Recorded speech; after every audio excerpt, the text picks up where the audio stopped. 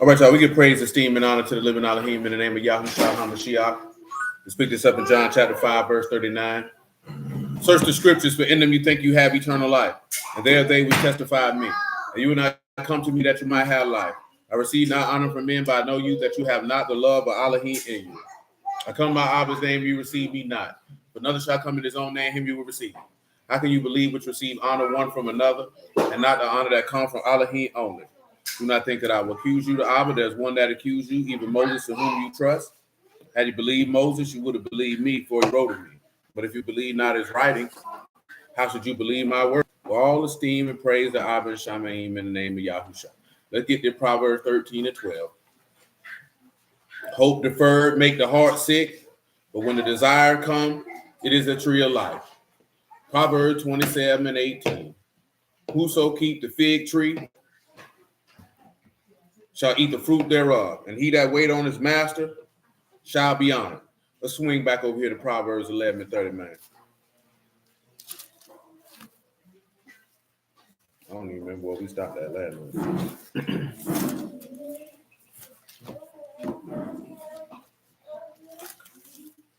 Go ahead. Proverbs 11 and 30. The fruit of the righteous, a tree of life, and he that wins souls is wise. He that do what? Win souls is wise. So let's give him again. Galatians 5 and 22. Let's go ahead and tell him what the fruit of the righteous is. Matter of fact, before you do that, Psalms 1 and 1. Baruch the man that walk not in the counsel of the ungodly. Bless the man who don't do what? Walk in the counsel of the ungodly. And what else? Nor stand in the way of sinners. What else? Nor sit in the seat of the scornful. What else? But his delight is in the law of Yahuwah. His delight is where? In the law of Yahuwah. And what else? Shalom, brother. In his law do he meditate day and night. Go ahead. He shall be like a tree planted by the rivers of water. He's going to be like a what? A tree planted by the rivers of water. What else? That bring forth his fruit in his season. Bring forth his what? Fruit in his season. Tell him what season is there, man. Stop, Joanne. That's the 8th time. And it's time. Listen. His leaf also shall not wither. Tell him what not wither mean.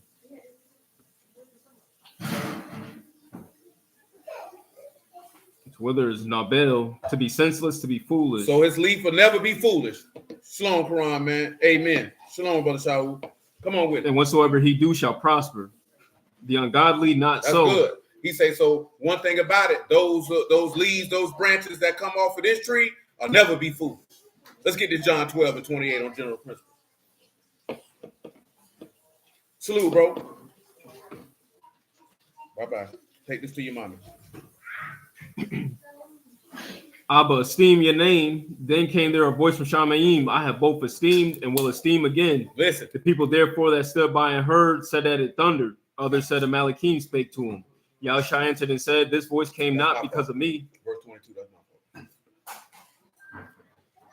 Philip came and told Andrew, and again Andrew and Philip told Yahushua. And Yahushua answered them, saying, the hour is come that the Son of Man should be esteemed.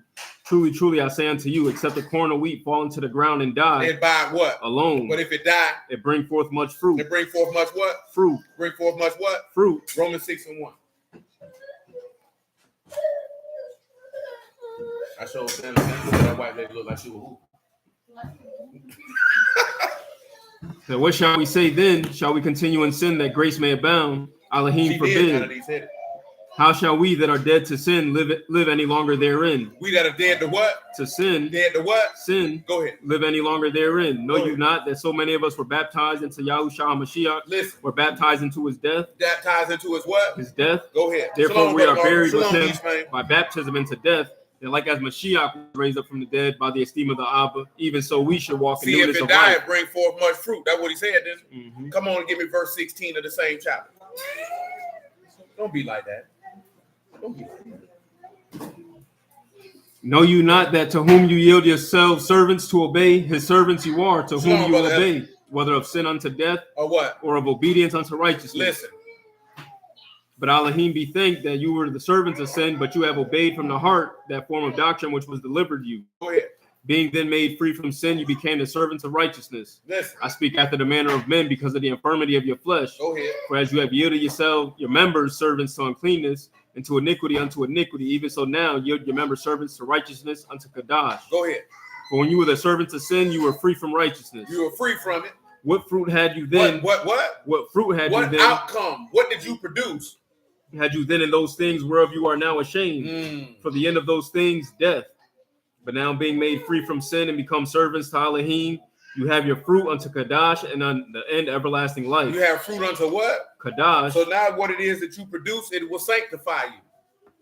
Go ahead. For the wages of sin, death, but the gift of Elohim, eternal life through Yahushua HaMashiach our Lord. Now let's come over here to what?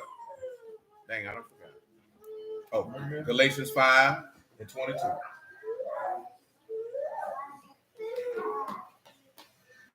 Say, but the fruit of the Ruach is love, joy, peace, long-suffering, gentleness, goodness, faith, meekness, temperance. Against such there is no law. And they that are Mashiachs have crucified the flesh with the affections and lusts. If we live in the Ruach, let us also walk in the Ruach. Notice he said they done what with their affections and lusts? Crucified. They did what to him? Crucified. So if you crucified them, guess what that means you done did?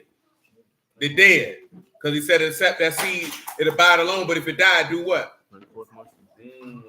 So the only way you can bring forth the fruit is that you're going to have to die. Now we're dealing with the fruit of the righteous as a tree of life. We've been needing to go through this book of Proverbs for about a week now. So let's go on back to it. Proverbs 3:1. With a chapter in Proverbs, I should say. What you talking about there? My son, forget not my law, but let your heart keep my commandments. For length of days and long life and shalom shall they add to you. Let not mercy and truth forsake you. Bind them about your neck, write them upon the table of your heart. We talked about that already. Referenced it a little bit last night about making sure that word written on your heart.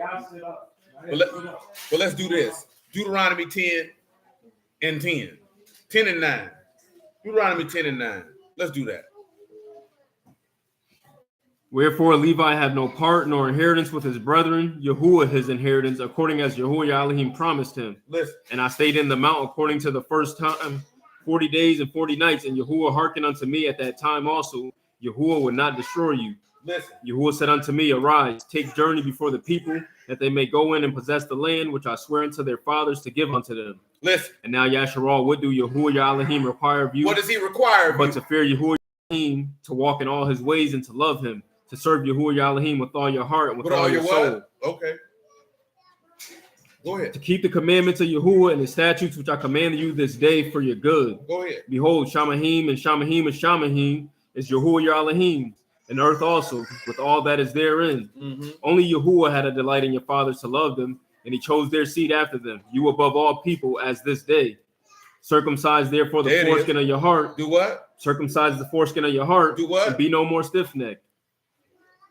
Go ahead. Yahuwah Elohim, Elohim of Elohims, and Lord of Lords, a great Elohim, a mighty and a terrible, which regard not persons nor take reward. Listen, the man say circumcise your heart. Then listen what he told you. He's not a respecter of persons, nor does he take reward. You can't give him no gift to make him say what you want him to say. Go ahead. He do execute the judgment of the fatherless and the widow and the who and love the stranger and giving him food and raiment. Listen, man, let me tell you something, right? We done talk about this. What is a fatherless child? Tell him what a fatherless child is. We did talk about what a widow is. So don't be walking around here talking about he execute judgment for a woman who had a baby and she wasn't married. He ain't execute. How he going? If he execute judgment on her, he'd have to kill her. That's Yathom, an orphan, fatherless. Orphan. You know what an orphan is, right? That means your daddy dead. That means see, we say certain stuff like this here, right? A young man who's in a household and his father done left is not a fatherless child. His daddy's not dead. His daddy's not dead. It's not the same. Now, if that woman was married and that man died, that child would be considered to be fatherless. See, he's not considered to be an orphan because his mama's alive and his daddy dead. Because if his daddy was alive and the mama was dead, he wouldn't be considered to be an orphan because he got his daddy. You know what I'm talking about? I done told you this before. This is a hard pill for most people in modern times to swallow. There is no family where there is no father. If the father is not present, you do not have a family. You just got a women and some children. That's what you got. You know what I'm talking about? See, so I just seen a reel. So somebody kind of let it's a lady. She a bulldagger. She got a relationship with another bulldagger, and this bulldagger had children. 3 children to be exact. And she got upset because her parents came over the house with sons, and her brother was over there, and he just had his firstborn child. And they said, somebody said, "You're going to spoil that baby." They said, "This is our first grandchild. Of course we're going to spoil him." And the daughter was upset because she felt like her parents should have seen her 3 children from her bull-dagger old lady as their grandchildren. Now, how would y'all perceive that situation? Do you think your parents should see somebody else's child as their grandchildren when they had no biological grandchildren whatsoever? Now, see, this is what I had to tell the lady, man, and this is being honest. Because we have so many blended families in America as it is, and it happens so often that the shit of a blood bond has diminished or disappeared. So this woman in her mind feel like her parents should see her stepchildren as grandchildren, even though her grandparents have no familial or blood bond to the parents of them children. You know what I'm talking about? Then on top of that, you came in after these children were already born, versus this is their grandchild from their only son. You know what I'm talking about? Who they have a blood bond to. This is a part of my bloodline. You know what I'm talking about? This is my son's child. And you want, because the children were upset. The 3 children heard that and they were upset. But see, they only upset because as an adult, you should explain that to them kids. That don't mean my mom and them don't love you. But baby, at the end of the day, you can go see your grandparents. You know what I'm talking about? This is what I mean, right? If you take the bulldagger lady away and you deal with the mother of them children, that mama got parents. Them kids can go see them grandparents. They daddy got parents. They can go see them grandparents.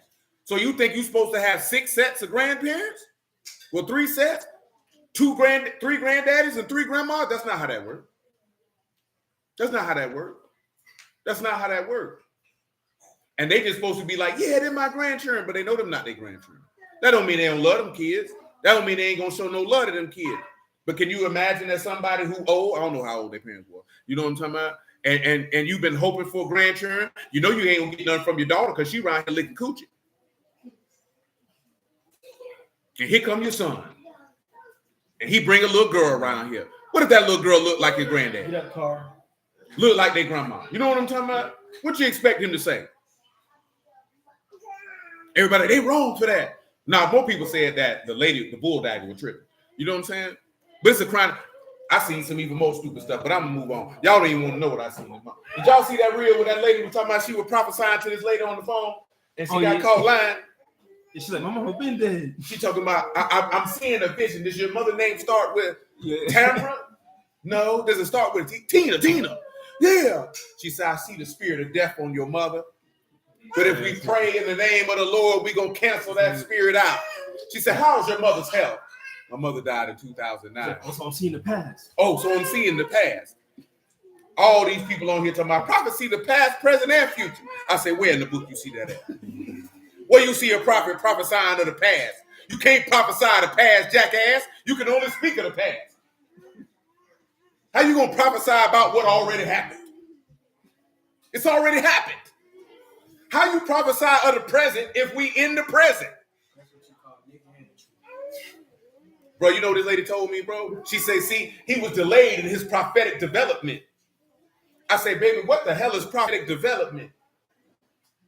She just misjudged the prophecy. She had a straight, I say, so you mean to tell me Yahuwah get a prophecy and he was wrong? Then she tried to use, when Yahuwah was calling Samuel, that Samuel wasn't developed in his prophetic development because Eli had to tell him that what. I say, man, that's not prophesying, that's what God calling him. I said, what's wrong with you people? All these people justifying this lady. This lady not a God. You get caught. Oh, so I'm seeing the past. So you a soothsayer is what you're telling me, ho. You's a soothsayer. You's a witch. You's a fortune teller. You's a necromancer. Well, nigga, we finna turn into JoJo Dancer on your head, ho. Yeah, she a prophet. That's why niggas going to hell. Because it was niggas defending that. I seen a lady going off on the doggone people in the fraternities and sororities they were coming for. She say, stop bringing them damn symbols and jackets in the house of God. I can't be mad. I don't care if she a Christian or not. She ain't said nothing wrong. She said, don't come in here with them alpha jackets on. Don't bring that Kappa t-shirt on in here. Don't bring your Sigma and your Delta. Don't bring that funky junk in here. She said you around here bowing on your knees to Minerva. Oh, somebody didn't make the line. Somebody mad. My pastor in the fraternity. Your pastor going to hell and you going with it. Because I ain't going to take... Yeah, they were saying she was hate. You know, that's all they were saying, she was hate. You know what I'm saying? Every night when I see certain stuff, I say something. I said something too. I say, baby, you ain't said nothing wrong. You ain't said nothing wrong. I say, these stupid niggas around here talking about a divine nine. You already know it ain't a God. I say, you niggas want to be friends of the world. Get it for them so they can go to hell. Jay ain't tied the 4 verse 1, man. Get it for them so they can go to hell, man. Go to hell with hot draws on, too. Evil bastard. From whence come wars and fightings among you, not hence of your lust that war in your members? You lust and have not. You kill and desire to have and cannot obtain. You fight and war, yet you have not because you ask not. Because you ask not. You ask and receive not because you ask amiss. Because you ask wrong. It may consume upon your lust. You adulterers and adulteresses, know you not. You what? You adulterers and adulteresses. Don't you realize every person in the Greek fraternity and sorority, you're an adulteress on adultery, you stupid bastard. You're cheating on Yahuwah with a false God. I don't give a damn what you're doing in the community. Somebody said, I think God would like the fact we got brotherhood and sisterhood. Shut up. You sound stupid. You around here bowing down to Zeus, you dummy. See, this is the thing. You don't know you doing it, but you doing it. How many times you done look in this book? Satan don't care how he get the worship, long as he get it. He don't care how he don't care you ain't got to know what you doing. Niggas walk around here talking about you Greek. Shut your stupid behind up, nigga. You a Hellenistic damn fool. You let a nigga spank you for that jacket. That go back to what we were talking about last night. Why do I have to be humiliated? This don't even click in your brain. Why is humiliation a part of it? Nothing to be down with anything Yahuwah got going on requires anybody to be humiliated. One man got humiliated for everybody. You know what I'm talking about? And before that man got humiliated, Yahuwah didn't require nobody to be humiliated to get down with him. And that man got humiliated to take away your sin and to make you like a son or daughter of the living Elohim. Like, come on, man. We don't even ask these type of questions. Why does a nigga got to spank you for you to be down with him? Why do you got to put a brand of a Greek letter on your body? We think that junk cool. That junk ain't cool. That's a bunch of people with no identity that want to be down with people with no identity. Niggas don't even ask the question, who gave you these fraternities and sororities? And why your ignorant nigga behind pushing your turn to join it? That's right, you branding each other like you was a doggone monkey. That's right, a Quran hit the nail. And I told somebody that Yahuwah told you don't take no oaths. You take an oath to join that fraternity. You dumb bastard, you swore to a false god. I pledged to Zeus. I pledged to Minerva. Dumb nigga don't even know you did that, you jackass. She said that. Is that same thing like you go to court? That's different. See, you go to court, they're asking you to take an oath for you to tell the truth. That's why they no longer say, do you swear? They say, do you affirm? Because there were people in the words from years back, they rejected that. And they said, I'm not doing that. You know what I'm saying? So that's why they say, do you swear or affirm to tell the truth, the whole truth, and nothing but the truth? That's why they slid that in there. Yeah, but that makes sense. So they just asking you a question. Yeah, because that's the let your yay be yay and your nay be nay. Yeah. When you joining in fraternities and sororities, they're asking you to pledge allegiance to the fraternity, sorority, and the deity of said fraternity and sorority. And you're right. It's the same thing like what dude I was telling y'all what dude was talking about that in that video I put in the dude was talking about fractional banking. Most of you don't read the contract or when you open a bank account where it says that you get in permission that they can loan 90% of your money. So his point is that it's not as much money in circulation as you think it is. You know what I'm talking about? So he was like, basically, he put $100 in the bank. They're going to take 90 of his and loan 100 to you. But guess what you going to do with your 100? You going to put it in the bank. So guess what they going to do with your 100? Take that and loan it to him. Well, guess what he going to do with his money? Put it in the bank. So guess what they going to do with his? Now all this bringing off his money. Now they're gonna give it to me. Then they're gonna do it to him. So in reality, it's not as much cash as in circulation as you would think. Because he said basically in the contract you signed that the bank can tell you, no, I'm not giving you your money, and they don't have to give it to you. They may have to give it to you eventually, but they can deny you if you came to the bank and said, I want $4,000. They be like, no, I ain't getting it to you. And there's nothing you can do. It was like, well, we can't give you the money right now, but we can write you a cash check. You can go somewhere else and get the money. We can't give it to you. Because they don't have it. Basically what it was. That's at the bank, though. Basically what it was. Yeah, we don't have it. They don't have cash on hand like people think they do. You say, I agree. I need to ask more questions. Them little letters are dangerous. Definitely. Yeah, they don't have it. Shalom, Jay. Because I remember seeing, like, I think it was Tony the Closer. He went in there, he was trying to get like 100 bands, and they was like, nigga, we ain't got it. Give me my money. And nigga was like, you sound like a damn fool. You know them people ain't got that kind of money in there. You know you got to order that. Yeah, they got to order that because they don't have it. They're only legally required by the Federal Reserve to carry a certain amount of cash in the bank per day. You know what I'm saying? But his point is a statement that was being made is this, is that the system has to go cashless because if the system doesn't go cashless, eventually it will crash. You know what I mean? Because there's no way that they can maintain it. You know what I'm talking about? Because if it's cashless, then that means all they can just continue to do is just make money out of thin air. You know what I'm saying? Because, shalom, brother friends, because they're not using no real money. You know what I'm talking about? But as long as they got paper money, it could be a crash. Like they did in 1929 when everybody made a run to the banks like, give me my money, give me my money, give me my money, give me my money. And they couldn't cover it. You know what I'm talking about? And boom. Because, I mean, we already know all this stuff imaginary. Quran say, when I joined the army, I had to pledge allegiance to the queen and the country. Would never do such a thing that I know Yahuwah is the only pledge of allegiance. Yeah, I can believe it. Nigga join the army. Shoot, they make you do that when you join the United States Army. You got to take a pledge. You got to take an oath. Yeah, you got to do all that. Because they want your allegiance to be to XYZ. Notice that Yahuwah never told nobody to take an oath to make no allegiance to him. He just say, just work out with it. If that's what you own, then be on that. If that ain't what you own, then get the hell on. You know what I'm talking about? Come on, sis. Where you at? James 4:4. Read your 4 and 4 again. Say, you adulterers and adulteresses, know you not that the friendship of the world is enmity with Elohim? Whosoever therefore will be a friend of the world is the enemy of Elohim. Well, you're a friend of the world, boy. You an enemy of God, boy. Hold on now. You an enemy of who? But with Elohim. Oh, that's tough. That's tough. How you produce the fruits of Elohim. See, this is what a lot of people don't realize. You can't be a friend of the world and a friend of God. See, brother was just talking about this here, right, with the holidays, right? Most of y'all passed that point. I don't think none of y'all people call y'all talking about as you coming to Thanksgiving no more. Karen called you? She came brought you a plate then.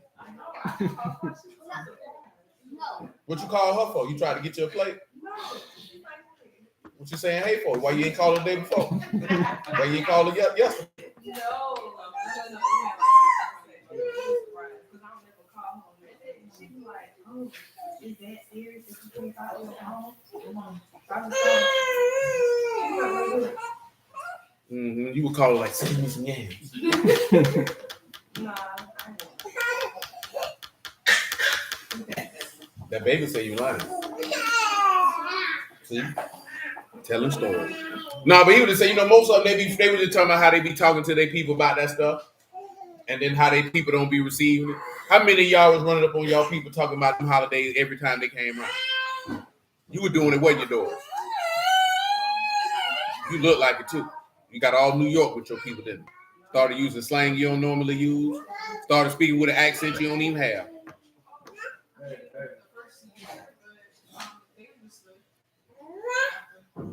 No, I ain't talking about you say you ain't do it. I'm talking about you coming at them. You keep slaughter day? You one of them? You was around there telling them how the Romans like hot dogs in their buns?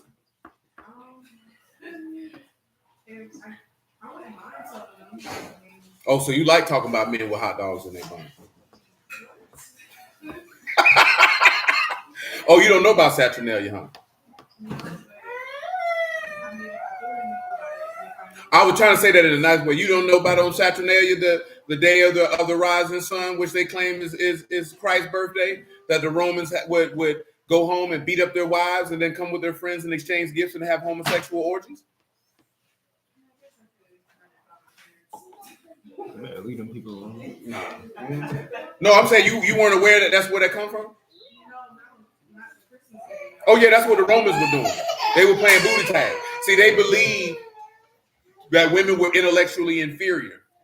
So that gave them the justification to have sex with their friends. I'm not making this up, by the way. I might say it in the humorous way. I'm dead serious, though. They really believed that women were intellectually inferior, and that gave them the justification to have anal sex, which is completely unfortunate. And how many of you are aware that Christmas was banned in America until the early 1900s? You know what I'm saying? It was seen as a day of complete and utter debauchery. You know what I'm talking about? Utter debauchery. That's why I get shared with y'all what they say what Thanksgiving originally originated from, which is Maypon. Most holidays in America, with exception of a few, come from Wiccan holidays. Y'all know what Wiccans are, don't you? You said you live with a Wiccan. Oh, yeah. You know what I'm saying? You know what a Wiccan is? Yeah, a Wiccan. You know what I'm saying? They deal with the forces of nature. That's what Thanksgiving came from. Yeah, the original is that I put it in the chat. It's Maypon. It was originally celebrated on October the 5th because Thanksgiving is supposed to be a harvest festival. So ask yourself this question: who's harvesting in November? Nobody's harvesting in November. It was a difference. See, Thanksgiving in its present state was instituted by Abraham Lincoln in the, you know what I'm saying, 1800s. But before he got hold to it and it became what it is now, it was on October the 5th. It was a Wiccan festival, pagan festival. You know what I'm saying? Because it's their version of Tabernacles, which is a harvest festival. For us, Tabernacles is a harvest festival. It's in gathering. Well, Thanksgiving is the Gentiles' version of a harvest festival. But it's Maypon, and they just pushed it back a month. You know what I'm talking about? And that's what they do. Yeah, he said the Puritans banned Christmas, right? I believe so, if I'm not mistaken. Yeah, see that's where a lot of stuff, because Quran just know because I'm aware of it. Wicca is massively huge in the UK. That's why when they came over here to America, that's why you had all them Salem witch trials and all that there, because that's where these people came from. You know what I'm talking about? That's why what that is, Stonehenge. That's all that was, a place for witchcraft. Y'all know about Stonehenge, don't you? Don't nobody how it got. Nobody knows how it got there. Don't nobody know what it's for. But all they were doing was performing rituals, probably eating booty and killing children. I hate to say it like that, but that's probably what it was. Michael, you can't see? I can see. No, I'm saying without the glass. I can see just fine. Oh, those reading glasses? Yes. Oh, don't feel bad. I got my first pair of glasses when I was 9. Oh. Yeah. So I just did it when we were earlier. I got my first pair of glasses in 1989. I was 9 years old, or 8, 1 or 2, probably 8. Yeah, it had to be 8 because I was still in school because I didn't turn 9 until the school year's over with. Yeah, so I was 8. Come on, man. Come over here to Proverbs 3. Hold on. Didn't know that Christmas was banned at all. Yeah, it definitely was. I didn't see that. Let me see what Christmas say. Man, don't think about how many times we pledge allegiance to the flag, not mention the children saying it. I was just told I was robbing my children of a childhood by not allowing them to celebrate holidays. All I did was not argue and side out the commentary. See, that's what your mamas and grandmamas like to hit you with. You're robbing them kids of a childhood. And that's where you got to ask yourself, that's where you look them in the face. When somebody come and tell you, you robbing your kids of a childhood by not celebrating Easter, Christmas, Halloween, and Thanksgiving, that's when you would have to look them in the eye and say, well, what childhood did children have before these things were instituted? And who said that these particular days are the standard of childhood? Because one thing for certain, everybody in the world don't celebrate Christmas. And everybody in the world don't celebrate Thanksgiving. And everybody in the world don't celebrate Easter. So are those children robbed of a childhood because they don't participate in those days? Because I guarantee you we can go to China. I bet you they ain't keeping no doggone Christmas. I bet we can go to the Middle East and them people ain't keeping no doggone Christmas. I bet we can go to many countries in Africa and they not keeping no doggone Christmas. Damn sure ain't keeping no Thanksgiving. Thanksgiving is an American thing. That is not a worldwide thing. Now, Christmas is worldwide, but it's more so done in the West than it's done anywhere else. I don't think it's a bunch of African kids waiting for Santa Claus. Yeah, don't get caught up in that, man. That's nigga talk. And that's usually always going to be grandma shooting you with that. You robbing the kids of a childhood. I'd be like, well, mama, all that emotional manipulation and physical abuse, you robbed me of mine, so shut the hell up. Thought because you got me some goddamn gifts that was going to cover up all the other stuff that went on in here. Shalom, Mother Shalom. I'm for real, though. Sometimes you might even tell them that. You running all them niggas in and out the house, robbed me of my childhood. And you thought a bicycle on December 25th was going to make it better?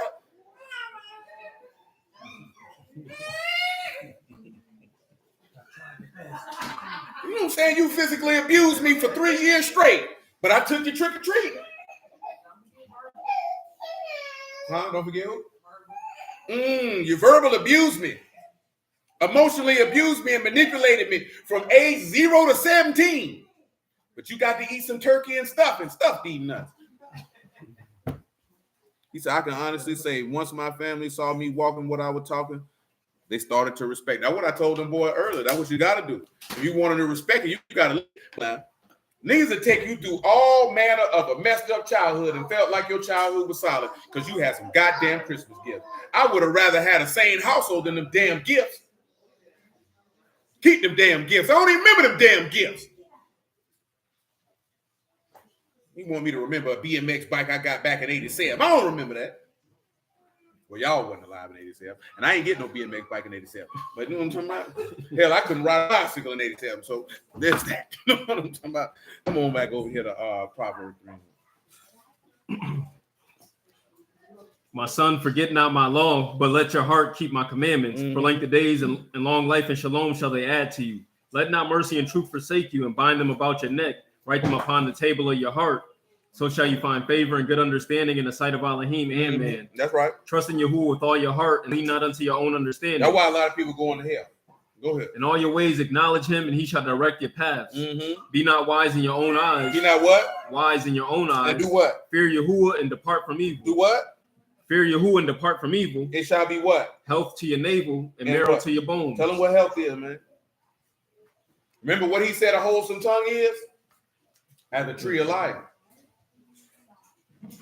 Go ahead. Health is refuth, that's healing, a cure. Let's say, man, listen, this man said if you trust in Yahuwah, it'll be a cure for you. Do me a favor, man. Give me the Isaiah chapter 1, man. I think that's what I want. Tell me what verse 8 say.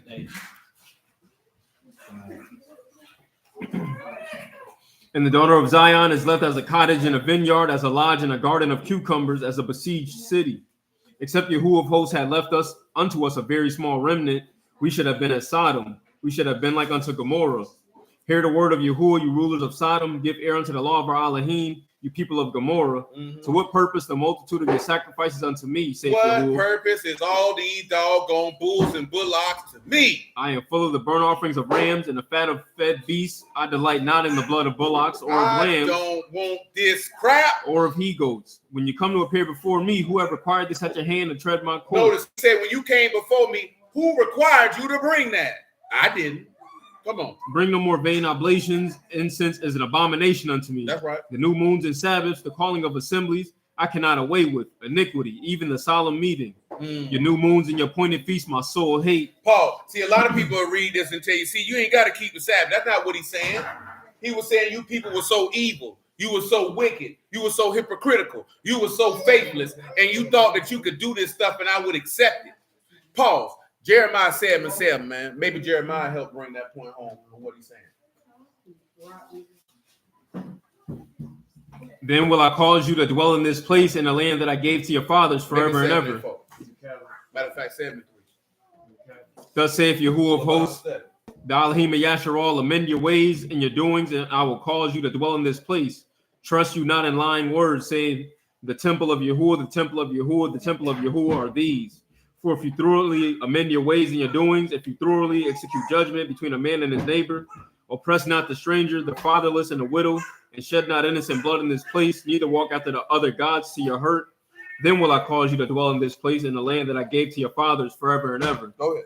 Behold, you trust in lying words. You trust in what? Lying words. You trust in what? Lying words. That can't do what? Profit. Mm. Will you steal, murder, and Will commit you what? adultery? Hold on. Will you do what? Steal. Will you do what else? Murder. Will you do what else? Commit adultery. And you'll do what else? Swear falsely. Swear what? Falsely. Swear what? Falsely. What else? Burn incense unto Baal and walk after other gods whom you know not. Till you hurt?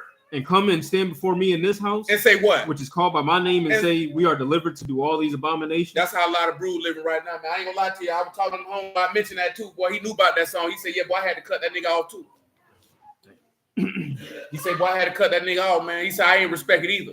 He said, but I cut him off before then because I seen some things I ain't care for. I say, at least it's something in integrity out here. No, boy, you can't get on no record talking about you doing wrong, boy, and play no victim and think somebody finna co-sign you, boy. Notice what he said. I mentioned that because what he said. How a lot of broods feel like, oh, we know we Israel. We've been delivered. We can do all these things. Read it again. Let's see what he said, man. Saying, come and stand before me in this house. So you say you're going to come stand before you who in this house and do what? And say, we are delivered to do all these abominations. Is this house which is called by my name? Back it up. You are point. This nigga finna get fired. On Will you steal, murder? Will you do what? Steal. Ain't stealing violation of the 10. Murder. Ain't that violation of the 10? Commit adultery. Ain't that violation of the 10? Swear falsely. Oh boy, that's violation of the 10. That's taking the name of Yahuwah in vain. And burn incense unto Baal. Oh, you done put another God before me. And walk after other gods whom you know not. Come on, man. That man say you gonna buck the covenant, bro. Come on. And come and stand before me in this house, which is called by my name, and say, we are delivered to do all these abominations. You see how that go back to what we read in Ezekiel 36, that you turn around and blaspheme this man's name? Now he talking about your forefathers way during the time of Jeremiah. Oh, so you feel like you could just come in my house and just do whatever. Come on, man. Is this house which is called by my name become a den of robbers in your eyes? Behold, even I have seen, saith Yahuwah. But go you now unto my place which is Shiloh. That's good. He said, because he gonna tell him, you see how I tore down that house in Shiloh? I'm finna tear this one down too. Because that's what the people put their trust in. They put their trust in the temple. They ain't have no trust in you. Come on, where you was at before? Proverbs 3. Hold on, we didn't finish Deuteronomy 10.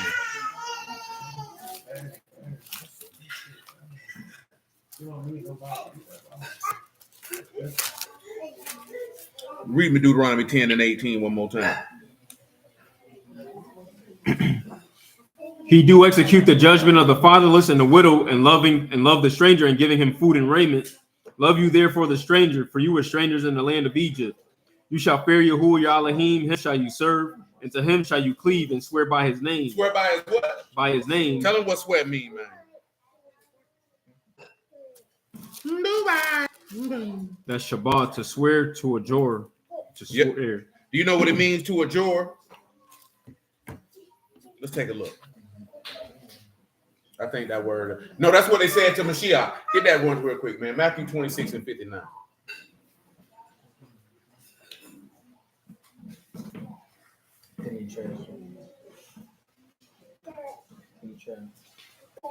I give you the Hebrew. There's a Hebrew word for it. I give you the Hebrew word for adjure real quick, like same word. Shabbat, to swear, to take an oath, to swear by Yahuwah himself. Come on, read that right there, man.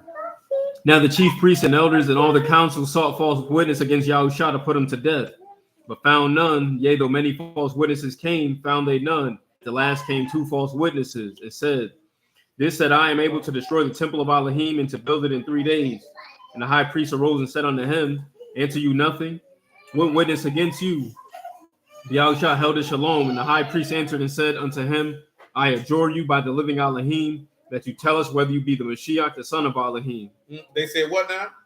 I adjure you by the living Elohim. They said, we swear for God, that you tell us whether you be the Mashiach, the son of Elohim. And what he said? Yahushua said unto them, you have said, nevertheless I say unto you, hereafter shall you see the Son of Man sitting on the right hand of power and coming in the clouds of Shamayim. Now get Isaiah 48 and 1, man. Since I mentioned that, we were talking about that pledging with the people in the fraternities and all that type of stuff, man. They don't even realize, boy, you got to understand something. It don't matter who you make an oath to. Once you make an oath, guess what you got to do? You got to keep that word. Right there. That's why you better not make no oath to God. I can tell you that. We didn't talk about this plenty of time. But Isaiah 48 and 1. Hear you this, O house of Jacob, which are called by the name of Yasharal, and are come forth out of the waters of Yehuda, which swear by the name of But Yahuwah, swear by the name of Yahuwah, but what? and make mention of Elohim, Yasharal, not in truth nor in righteousness. Woo! That's tough. You swearing to God, not now. What does it mean to swear? To say you as Yahuwah live, not saying I swear to God. No, man, you can be swearing to any God. What God you talking about? What God you talking about? Ecclesiastes 5:1. Yes, sir. Keep your foot when you go to the house of Elohim, and be more ready to hear than to give the sacrifice of fools. Hold on. He said when you go to the house of Elohim, you need to be more ready to what? To hear. To be more ready to what? To hear. To what? To hear. Man, you know a lot of people when they go, they ain't ready to hear, they're ready to talk. Dude's ready to debate. He said you need to be more ready to what? To hear than to give the sacrifice of fools. For they consider not that they do evil. They don't consider not that they do what? Evil. They don't consider what? That they do evil. What did James tell you? Be swift to what? And slow to what? Let's go and find it then. James 1, man. Verse 17. I believe that's where it's at. I see you.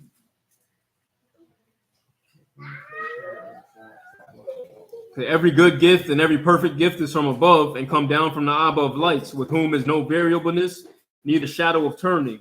Of his own will begat he us with the word of truth, that we should be a kind of first fruits of his creatures. Come on. Wherefore, my beloved brethren, let every man be swift to hear. Swift to what? To hear. Slow to speak. And what else? Slow to wrath. Slow to what? Slow to wrath. You see how that long suffering come in? Remember, right? The fruit of the righteous is as a tree of life. Go ahead. For the wrath of man work not the righteousness of Elohim. Wherefore lay apart all filthiness and superfluity of naughtiness, and receive with meekness the engrafted word, which is able to save your souls. What? What else? Be you doers of the word and not hearers what? only, deceiving your own selves. Lying to who? Deceiving your own selves. Lying to the people. Your own selves. Lying to Yahuwah. Your own selves. Okay. For if any be a hearer of the word and not a doer, he is like unto a man beholding his natural face in a glass. And then forgot straightway. For he behold himself and go his way, straightway forget that manner of man he was. Hold on. Say, I heard Nate try to use an excuse to try to con the text when he told them boys, you said it. Things be like that. Oh, man, I mean, because you be sitting there listening to them boys, so I already know you're going to hear all types of stuff. I can't listen to them niggas no more. Not continually. Not even for background noise. Sometimes that done used to just be for background noise. You know what I'm talking about? I can't even take that. My soul be grieved. You know how much work it take to be that stupid? A lot. They try hard and succeed. Come on. And say, but whoso look into the perfect law of liberty and continue, he being not a forgetful hearer, but a doer of the work, this man shall be baruched in his deeds. That's good right there. That's good right there, man. Where was that before that? Ecclesiastes 5. Joy, why are you under this table? Get from under there. Verse 2. Ecclesiastes 5, read verse 1 again. Keep your foot when you go to the house of Elohim and be more ready to hear. You know what he mean? He said keep foot. That means guard your steps. When you walk in the house of Elohim, why? Than to give the sacrifice of fools, for they consider not that they do evil. Paul, give me this 2 Timothy 3 and 14 real quick, man. Tell me what that says. I already know you be at work. You know what I'm talking about? But continue you in the things which you have learned and have been assured of. I might be 1 Timothy 3 and 14. That's my bad. These things write out unto you, hoping to come unto you shortly. But if I tarry long, that you may know how you ought to behave yourself in the house of Elohim. But you might know how to do what? Behave yourself in the house of Elohim. But you might know how to do what? Behave yourself in the house of Elohim, okay. Which is the assembly of the living Elohim, the pillar and the ground of the truth. Go, you can finish the rest. They ain't gonna hurt nobody. And without controversy, great is the mystery of godliness. Great is the mystery of godliness. Elohim was manifest in the flesh. Who was in the flesh? Elohim. Man was in the flesh. Elohim. Mary's son. Elohim. Joseph's son. Elohim. Or it's a regular man. Elohim. Okay. Was manifest in the flesh, justified in the Ruach, seen of Malachim, preached unto the Gentiles, believed on in the world, received up into esteem. We ain't gonna deal with it today, but ain't nobody asked themselves, why would Paul say God was in the flesh if this man wasn't God? Why would he say that? You know what I'm saying? You think he just said that because that was just something he wanted to say? No. We've talked about it before, but today is not the day we're gonna discuss it. Not, at least not in depth anyway. Notice that he said you need how to behave yourself in the house of Elohim. That's what he said, right? Mhm. Now come back to Ecclesiastes 5:1 and listen to it again. Keep your foot when you go to the house of Elohim, and be more ready to hear than to give the sacrifice of fools. To give the sacrifice of what? Of fools. Of what? Of fools. Now give me 1 Corinthians 14, man. Tell me about what verse 15 say and listen to that. I might not got that in that book. I don't. What is it then? I will pray with the Ruach, and I will pray with the understanding also. I will sing with the Ruach, and I will sing with the understanding also. Else when you shall Baruch with the Ruach, how shall he that occupy the room of the unlearned say amen at your giving of thanks, seeing he understand not what you say? For you very truly thinks well, but the other is not edified. Mm-hmm. I thank my Elohim, I speak with tongues more than you all. Yet in the assembly I had rather speak 5 words with my understanding, that I might teach others also, than 10,000 words. Drop down to verse 20, because we'll need all that. Drop down to verse 22. Wherefore tongues are for a sign, not to them that believe, but to them that believe not. But prophesying. Not for them that believe not, but for them which Now, believe. we didn't talk about that plenty of times. Okay, I get that Psalm 40. What that is, 45 in just a second, bro. Listen, right? A lot of people talk about, oh, you ain't speaking in tongues. Speaking in tongues ain't for people who believe. Remember, right? When is the biggest example in the text you see somebody speaking in tongues?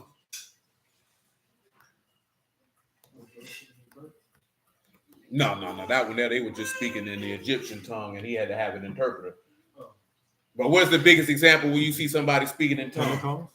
On Pentecost. Now, who happened to be out there on Pentecost? 12 men, and everybody coming up for first fruits who had not received the testimony of Yahushua. Didn't know nothing about Yahushua, didn't receive nothing about Yahushua. And what did it say fell on those apostles? Fiery tongues, right? And what did it say that people said? Do we not all hear the marvelous works of Elohim in our tongue? So, of course, there was nobody out there who believed. That's what this man telling you that. Tongues are not a sign for everybody to be in an assembly speaking in tongues means absolutely nothing if everybody in that assembly believes. What would be the purpose of that? But you got a lot of people feel like you speaking in tongues, this, that, and the third. You simple. What did he say was for believers? Prophesying. And testimony of Yahushua is what? The Ruach prophet. So that's what benefit believers. That's what he's going to get your comfort from. You ain't getting comforted from somebody speaking in tongues. Read it again. So wherefore tongues are for a sign, not to them that believe, but to them that believe not. But prophesying, not for them that believe not, but for them which believe. If therefore the whole assembly be come together into one place and all speak with tongues, and there come in unlearned or unbelievers, will they not say that you are mad? Are you not insane? But if all prophesy and there come in one that believe not or unlearned, he is convinced of all, he is judged of all. And thus are the secrets of his heart made manifest. So falling down on face, he will worship Elohim. The secrets of his heart are what? Manifest. Meaning naked, ain't it? Mm-hmm. Okay. And report that Elohim is in you of a truth. Of a truth. How is it then, brethren, when you come together, every one of you have a psalm, have a doctrine, have a tongue, have And a how come every revelation? time one of y'all come together, everybody got a what? A psalm, And what else? a doctrine, And what else? a tongue, And what a else? revelation, And what an else? interpretation. Let all things be done unto edifying. See, they didn't guard their foot when they came in the house of God. They were most swift to speak. And what is he saying? This is causing confusion and disorder, is it not? Continue. If any man speak in tongue by 2 or at most 3, and by course let one interpret. But if there be no interpreter, let him keep silent in assembly, and let him speak to himself and to Elohim. Let the prophet speak 2 or 3, and let the other judge.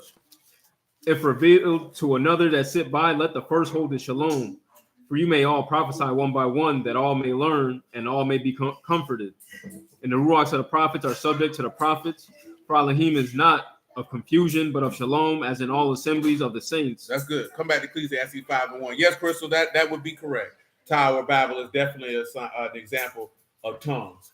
You know what I'm talking about? Him giving tongues. Just Tower Babel is Pentecost in reverse. But that's another conversation for another day. Hold on. Let me see what time I got. No need to get some just going along with you. Yes, sir.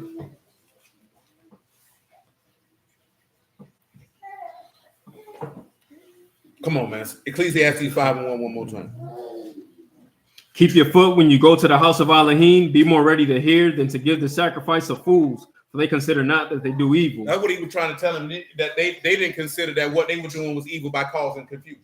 Go ahead. Be not rash with your mouth. Let not your heart be hasty to utter anything before Elohim. For Elohim is where? And Shamaim, and you upon the earth. Therefore, let your words be what? Be few. That's why he said a fool is known by the multitude of his words. And he said every idle word you speak, you're going to be just, you're going to give account for before Elohim. Ain't that what the Lord told you? Mm-hmm. That's why you need to be careful about what you say out your mouth. Go ahead. For a dream come through the multitude of business. And a fool's voiced by the multitude of words. When you vow a vow, unto Elohim, defer not what? To pay it. For? No pleasure in fools. Pay that which you what? Have vowed. Don't you realize, man, you done vowed to alpha dumb nigga alpha, you got to pay that. You want to be a cute dog, you got to pay that.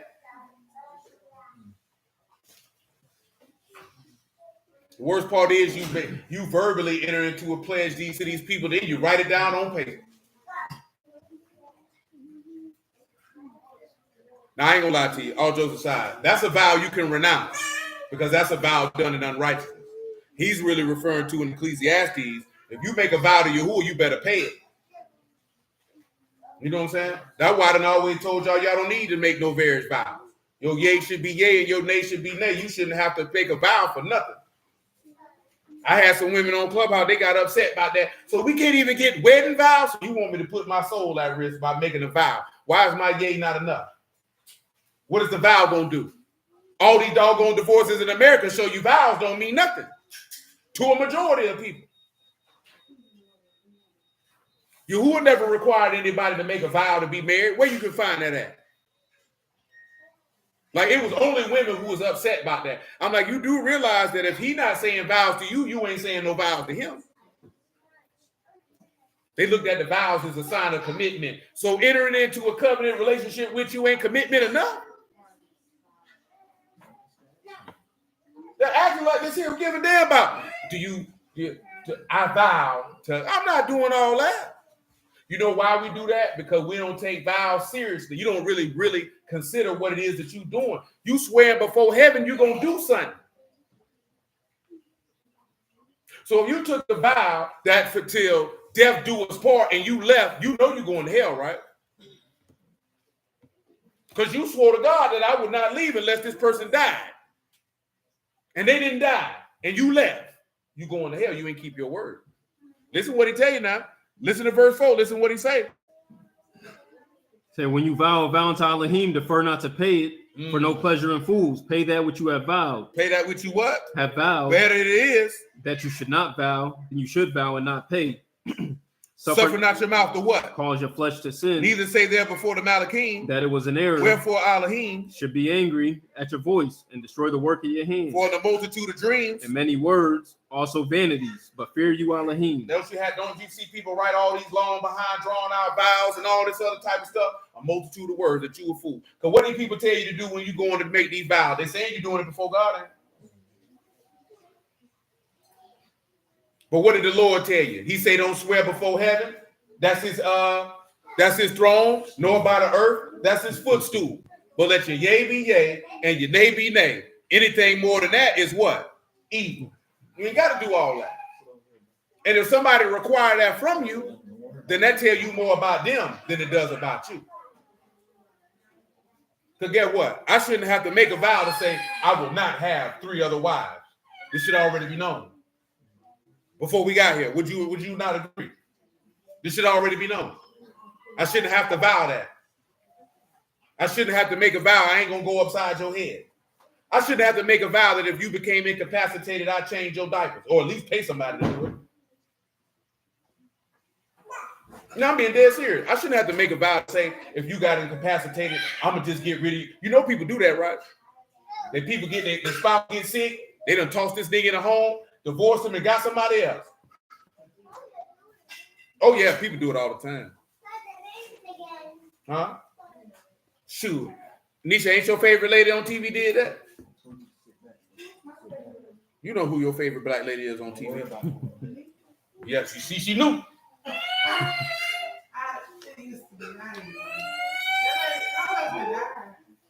Shoot, she was looking for a new nigga while he was on that deathbed. I mean, he ain't care because he was dying. But people do it though. People been on spouse get real sick, they'll try to tough it out, they divorce them and go get somebody else. But before they divorce them, they already got the new nigga.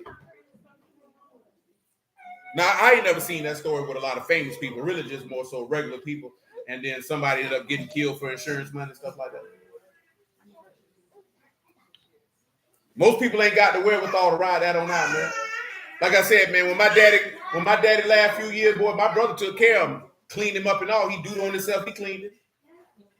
Because he couldn't clean himself. Most people ain't got that kind of love in them.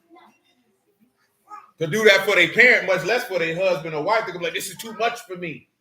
But you know why it's too much for you? Because you could never envision in your mind how life could go that the person who you joined to, that something could happen to him, where you may need to do that for him, and then you realize you ain't had that much love in you like you thought you did. You only had love in you for when things were going comfortably well. That's what that nigga Carlo Miller just said. You seen it? Oh yeah, I think it said Carlo Miller was just telling this lady that's what a lot of they mess up at. Is that in your haste to want to make a man to change, you put all the pressure on him. And he was basically like, everybody love you when things going good. But the minute the things going bad, now you like he a bad leader, he this, that, there, and the third, he can't do this, he can't do that. Then once you come out of the other side and when things is bad, now you want to benefit off the adversity that he was able to conquer. And at that point, that man don't want nothing to do with you. Because you know why? Because most women don't get it in their mind that things can go bad. Now when things go bad, he's the dumbest, worst person to ever walk the earth. You know what I'm talking about? You can't live your life like that and think that somebody gonna want to take care of you and ride with you for the rest of their life. They're not gonna want to do that. Because when things got ugly, you was ready to turn your back on him. Now when he get back up, you think he supposed to ball with you? Oh no, ho, you can get out. I'm talking about I'm gonna open the car door and push you out while it's rolling at least a minimum of 35 miles per hour. Better tuck and roll. I don't know what we get it in anywhere in your mind that you think life gonna be great and smooth for the duration of your existence. Because I can tell you right now, ain't nobody had a smooth existence for the entirety of their days. Not even the wealthiest people of the wealthy. They go through stuff just like you do. They just don't talk about it. Nigga, I just read about the whole Henry Ford family the other day. Them niggas were dying all over the place. Young too. Yeah, you know his name. You know they got a legacy of some things. This man only had one son. And his son died right before he died. You know what I'm talking about? He gave control to the company to his son. His son died. He had to take it over when he was old as dirt and senile. You don't be realize. Look at the Kennedys. Everybody love the Kennedys. All them people in their family died. Yeah, man, life ain't smooth like what you think, man. Just because people got money. I don't make it smooth, baby. Come on, man, where you was at? We done with Ecclesiastes. Proverbs 3:1. Come on now, we don't need verse 1 and Proverbs 3. I don't want no picture. Why you taking a picture of me, Ruthie? Ruthie. Well, 3 and 8. We talking about help to your neighbor. Oh, we was in Isaiah 1. Go on back to it. Ruthie.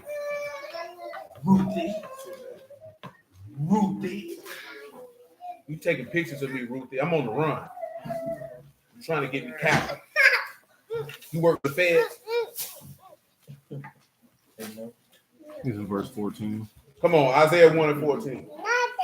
That's my water. Your new moons and your appointed feasts my soul hate. They are a trouble unto me. I am weary to bear. That's right. And when you spread forth your hands, I will hide my eyes from you. Yea, when you make many prayers, I will not hear. Your hands are full of blood. Blood. Wash you, make you clean. Wash your funky behind. Put away the evil of your doings from before my eyes. Cease to do evil. Learn to do well. Seek judgment. Relieve the oppressed. Judge the fatherless. Plead for the widow. Come now and let us reason together, saith Yahuwah. Though your sins be as scarlet, they shall be as white as snow. White as Though they snow. be red like crimson, they shall be as wool. If you be willing and obedient, you shall eat the good of the land. Come on back up to verse 5. That's what we need. Why should you be stricken anymore? You will revolt more and more. The whole head is sick, and the whole whole heart is faint. Tell them what it means to be sick. I think it's halal. I remember serving. Ruthie, you make a lot of noise.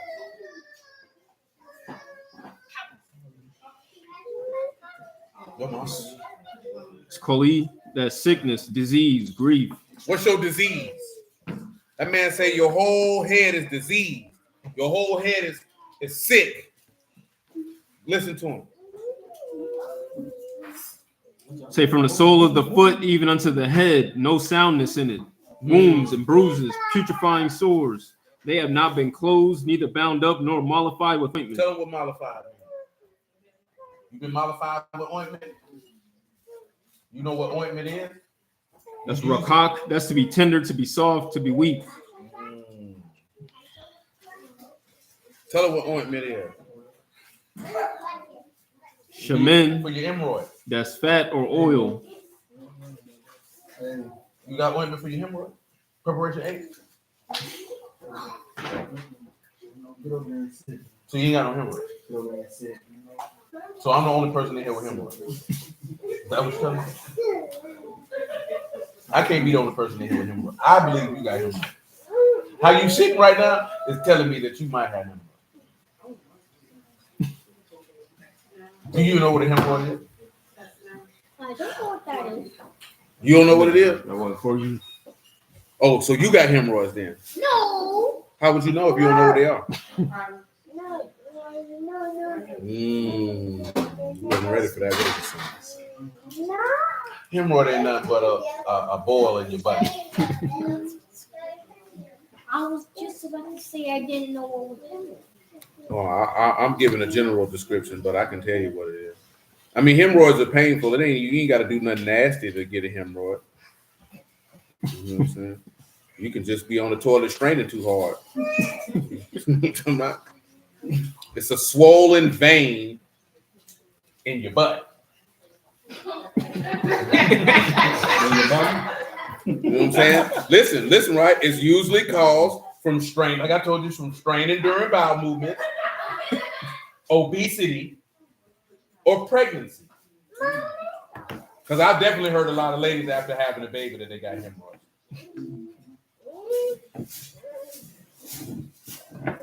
But it's often coming from when you're constipated, you got diarrhea, and you're on the toilet straining.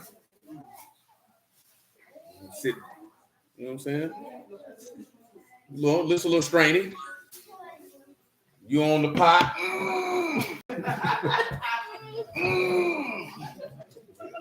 Yeah, that's what happened. Like everybody in here ain't never had one of those. Boy, he just ain't want to groove for you.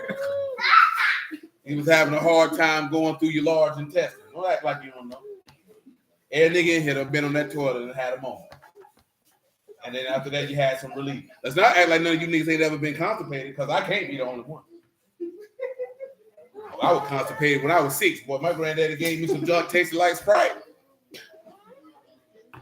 I was like, whoa. I didn't think it was possible to be able to defecate like this. I ain't gonna lie to you. Well, I've only been constipated twice in my life, and it's terrible.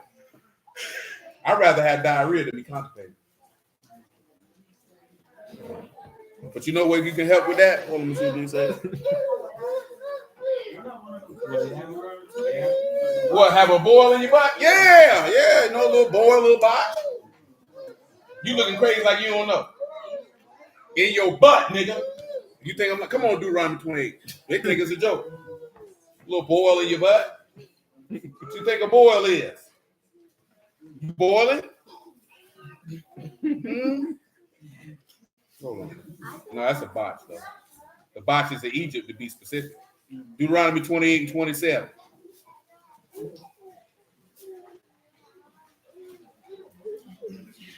He said, no.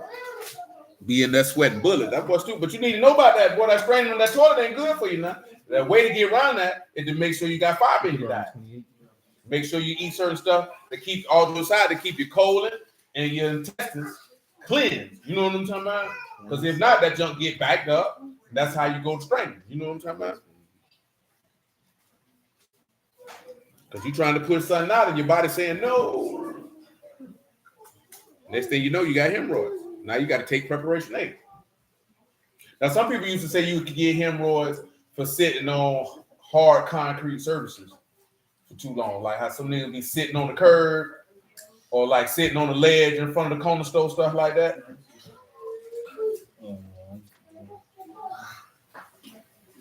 Well, you gotta take care of yourself now. Come on. Say Yahuwah will smite you with the botch of Egypt, and with the emerods, and with the scab, Listen, this is a botch now. and with the itch. Hold on. This is a botch. Shekin, Shan, Ka, U, and Nun. It's a boil, an inflamed spot, an inflammation, an eruption. And it's also of leprosy.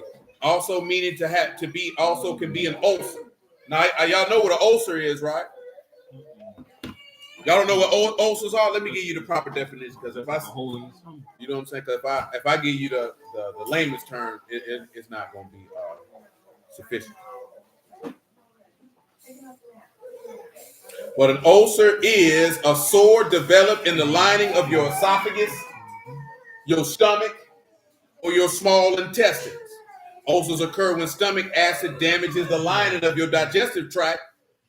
You know what I'm talking about? And what are some of the symptoms of a stomach ulcer? A burning and gnawing pain in the center of your abdomen. They aren't always painful, but it leads to indigestion, heartburn, acid reflux, and you feel sick.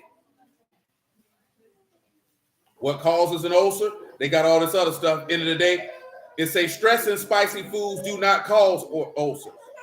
But you know what causes an ulcer? Yahuwah just told you what causes an ulcer. He do it. Read it again. Yahuwah will smite you with the botch of Egypt, and with the emerods, and with the scab, and with the itch, whereof you cannot be healed. With the who? With the itch. Uh-oh. Nigga got herpes. No, that ain't herpes. The itch is carash. It's an eruptive disease. You know what I'm talking about? So it could be a rash of some sort. I don't know. Do any of y'all know any eruptive diseases of the body that causes you to scratch yourself inside? Because I'm not thinking any of y'all talking about. Now with the emerald is a hemorrhoid. See, there it is. I told you. I can remember that. I remember I talked about y'all better. Eczema could be considered to be an eruptive disease because it's an inflammation of the skin which causes discomfort. But there it is right there. Emerald, Ophel, a hemorrhoid. I told you, boy, you will put sores in your butt. All right, we're playing. It's like, I'm gonna find it for you. No, I remember because we done talked about it before. That's tough right there. That's one of the curses of Yahuwah for you to get a hemorrhoid. You don't want to obey God? He said, I got a joke. I got a trick for him. Inflame his butt. That's tough right there, man. This man turned around. This man said, I'm going to give you eczema, ulcer, and a swollen anus. That's what it said. Read it again. Deuteronomy 28:27. Read it again. Say Yahuwah will smite you with the botch of Egypt. Notice with the botch of who? Egypt. So remember, these are things that he was. We laughing about it, but this is the stuff he put on the Egyptians, though. See, when you look at all them plate, so guess what? Pause for a second and think this in your mind. What you think he gonna do to beast in his kingdom? Them boys gonna be walking around with hemorrhoids and ulcers. You dig? Read it again. Yahuwah will smite you with the botch of Egypt and with the emerods. Hemorrhoids. With the scab and with the itch, whereof you cannot be healed. 35, verse 35. You say Yahuwah shall smite you in the knees and in the legs with a sore botch that cannot be healed from the sole of your foot unto the top of your head. We done taught this before, right? I don't know if white folks get eczema like that, but I know black people do. That's a sign that his curse is real. Because a lot of black children have it. And it get passed down. And that's a sign, because that's an eruptive disease in the skin. That for most people can't be healed. Most people have eczema to the day they die. And it ain't got nothing to do that you did anything other than you were born of a bloodline that was cursed to have it. You know what I'm talking about? I don't know the rate of how black people have ulcers, but if it's higher than everybody else's, I guess you know. Now, hemorrhoids, I don't even know if they keep stats on who get hemorrhoids and who don't get hemorrhoids. Shalom, Brother Craig.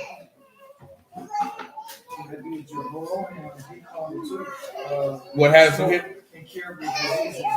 In his bowels. See, they hit him with an ulcer.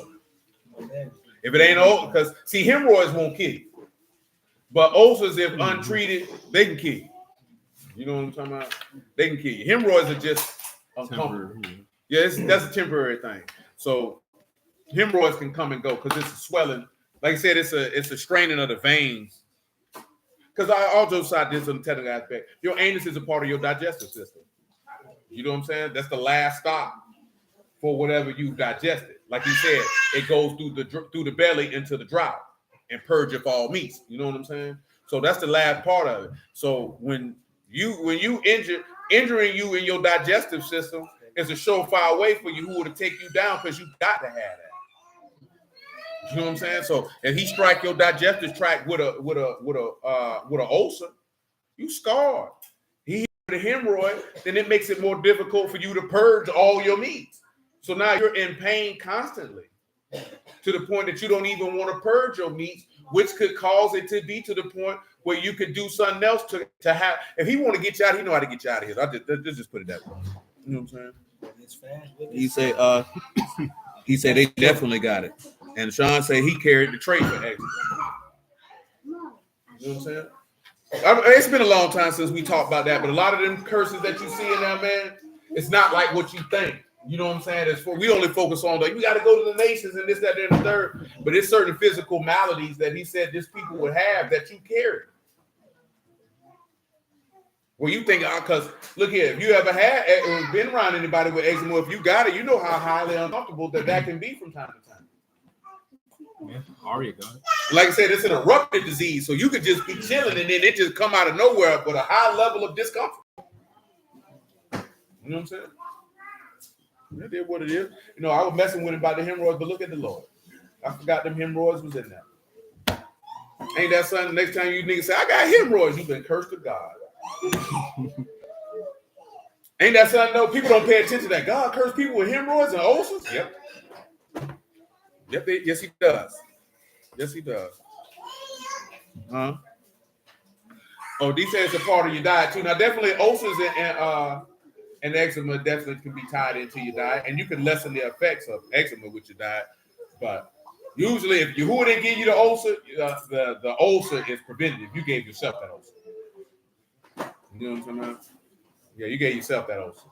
I know people say they can't get ulcers from stress until you speak to a nigga who's stressed all the time and he had 3-4 ulcers. You're gonna be able to tell them different.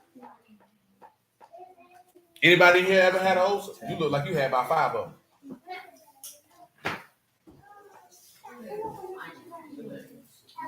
Somebody, you nigga. I heard you like to drink hot sauce out the bottle. Little birds told me. Don't worry about it. No? Because you drunk it all. That man like hot sauce and you drunk it all.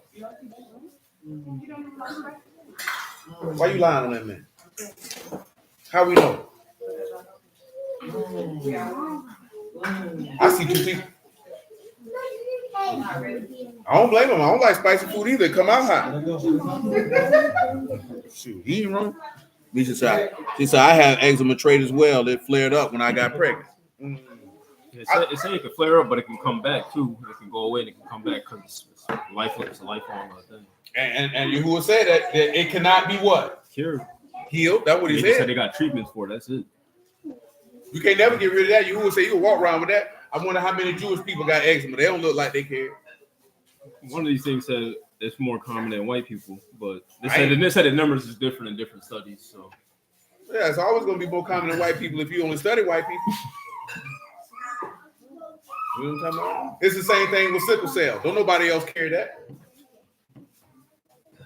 That's what they say Prodigy died from. Talking about he went through sickle cell shock and choked on the egg. And nigga ain't walking, ain't choke on no egg. No, they dead serious. They said this man died from choking on an egg. A soft-boiled egg. I kid you not. I believe that just as much as I believe monkeys can dance on the moon.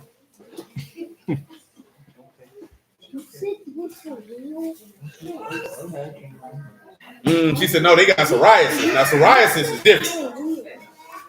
Y'all know about psoriasis? That tough, boy. You get psoriasis, boy, you might not want to live no more. That junk look nasty, too.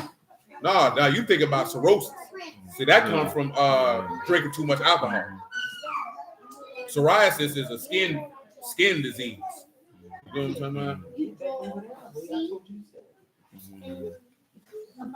It's a skin disease marked by red, itchy, scaly patches. You know what I'm saying? It's thought to be an immune system problem, and the triggers can include infection, stress, and cold. I done seen some pictures of people with psoriasis. Boy, that junk look nasty, bro. You know what I'm talking about?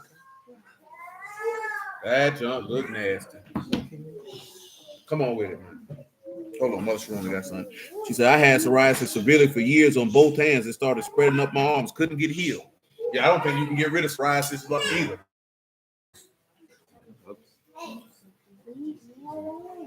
Man, y'all willing, we might come back around there and look at them curses again, how they affect Mashiach and things like that. Because a lot of them curses definitely, that's what she said, Yahuwah here. That's psoriasis. It's like a real, the best way to describe it is an extreme version of dry skin. I just saw a couple pictures of it. It looked tough. Because it's really like your skin peeling away. No, Seal got lupus. You know what I'm saying? What psoriasis do is all this top layer, like she said she had it on her hands, it would turn to flake. And then it would start looking red. Even though I might be brown, my skin will start looking red. And it'd be as if my skin is literally flaking off the bone. You know what I'm saying? It almost looked like your skin going through rigor mortis, if you would. And it's very painful because of the agitation. You know what I'm saying? And when I say very painful, more painful in the aspect of aggravation because of the itching. Not as far as like excruciating pain, but it's itching all the time.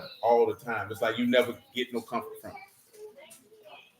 Praise Yahuwah for that, mushroom. Let's come back to Proverbs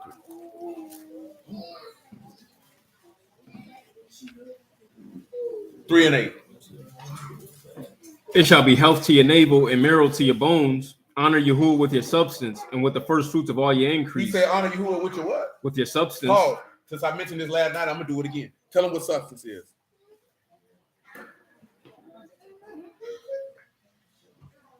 That's home. That's wealth, riches, substance. Wealth, riches, and substance. Genesis 28 and 17. Let's look at what Jacob did. Now, I'm not mentioning this for you niggas that tired now. That's what he said, right? Honor you with your substance and the first fruit of your what? All your increase. Then Abraham was willing to honor you with the first fruit of his increase, being Isaac. Jephthah did it with his daughter. Because he definitely said that your children are wealth for you, didn't he? Yeah, man. Yeah, they nigga don't want to hear that. Come on, man. And he was afraid and said, how dreadful this place. This none other but the house of Elohim. This the gate of Shamaim. And Jacob rose up early in the morning and took the stone that he had put for his pillows and set it up a pillar and poured oil upon the top of it. And he called the name of the place Bethel, but the name of that city was Luz at the first. And Jacob vowed a vow, saying, if Elohim will be with me. And will if Elohim, he vowed a what? A vow. He vowed a what? A vow. Okay. If Elohim will be with me. If Elohim be what? With me. What else? And will keep me in this way that I go, and will give me bread to eat and raiment to put on, so that I come again to my father's house in shalom. Then shall Yahuwah be my Elohim. And this stone which I have set for a pillar shall be Elohim's house. And of all that you shall give me, I will surely give the 10th unto you. That man said, if you be my God and give me clothes to put on and bread to eat and bring me back to the house, you'll be my God. I give you 10th of everything I got. He said, I'll honor Yahuwah with my substance and the first fruits of my increase. No, he said, upon this rock, I'm going to build my house. You know what I'm saying? And that's mainly because Peter was the one that said he knew who he was.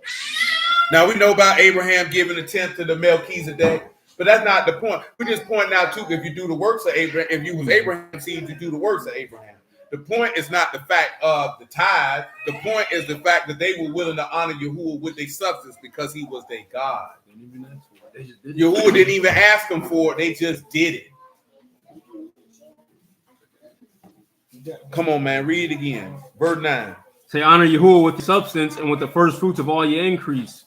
So shall your barns be filled with plenty, and your presses shall burst out with new wine. Paul, see, of course, you know, when it came with Yahusha, he did what? He honored Yahuwah with his increase, with him being the first fruit. You know what I'm talking about?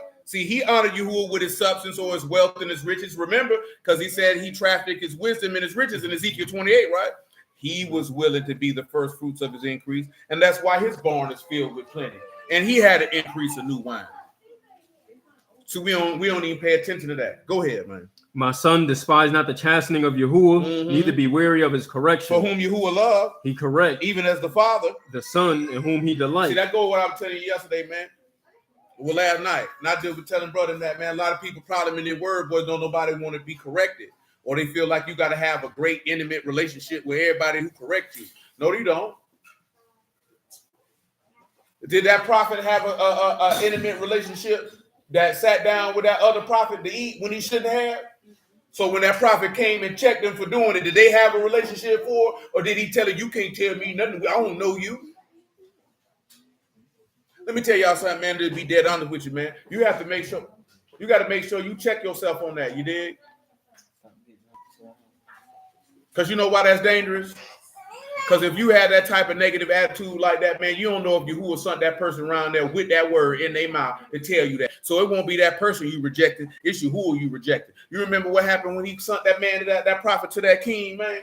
Sent him to Asa, and Asa ain't want to hear him. That prophet said, oh, he has determined to kill you, and he slid. See, that's your pride when you be like, you can't tell me nothing, because you don't know if Yahuwah put that person on the mission to come there to tell you that.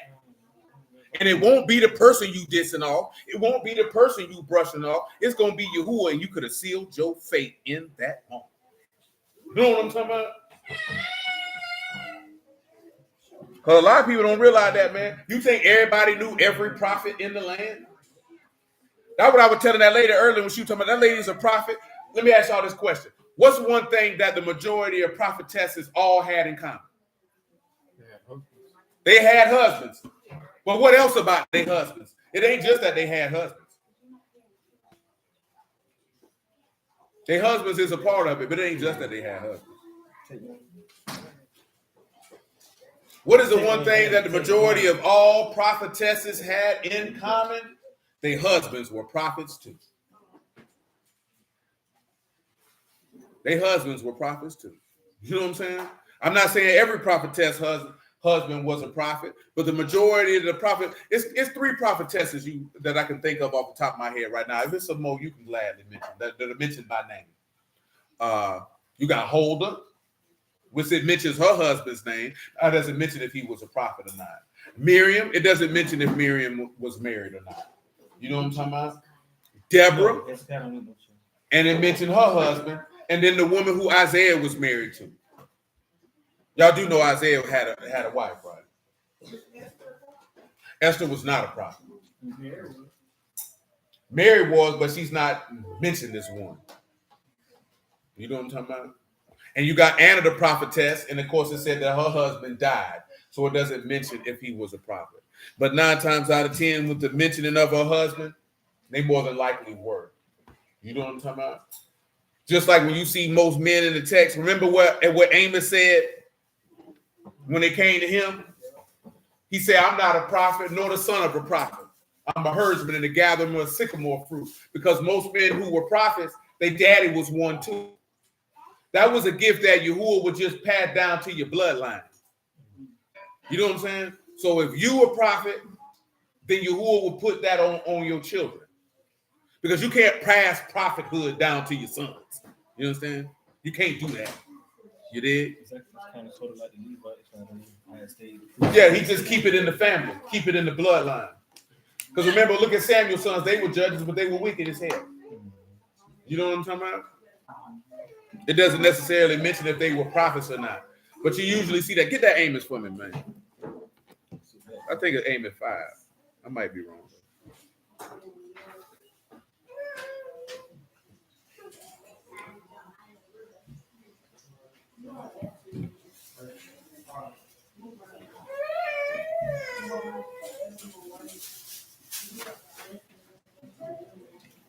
Amos 7.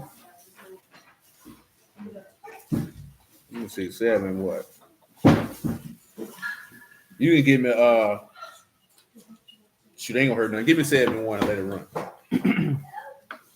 Thus hath Yahuwah Elohim showed unto me, and behold, he formed grasshoppers in the beginning of the shooting up of the latter growth, and lo, the latter growth after the king's mowing. Tell her what mowing's here, man. This gaze, a sharing, a mowing. And it came to pass. These are plagues he talking about, right? When they had made an end of eating the grass of the land, then I said, O Yahuwah Elohim, forgive, I beseech you, by whom shall Jacob arise? For he small. Yahuwah. Repented for this.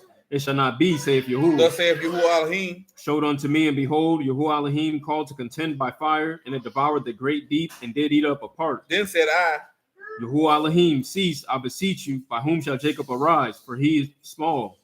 Yahuwah repented for this. This also shall not be, saith Yahuwah Elohim. tell him what the great deep means.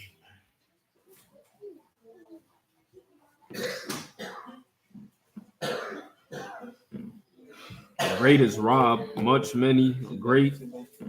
Then the deep is to home. The deep. great. Mhm. So he said, listen, right? He said, I beseech you.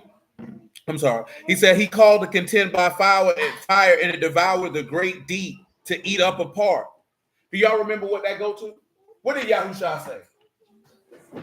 He said, what is it if I be baptized? And he said, I'll kindle the fire. Remember Deuteronomy said he kindled the fire that should not be put out. Then he said, then Yahushua said the same thing in Luke. So he said he's going to put on fire the grave.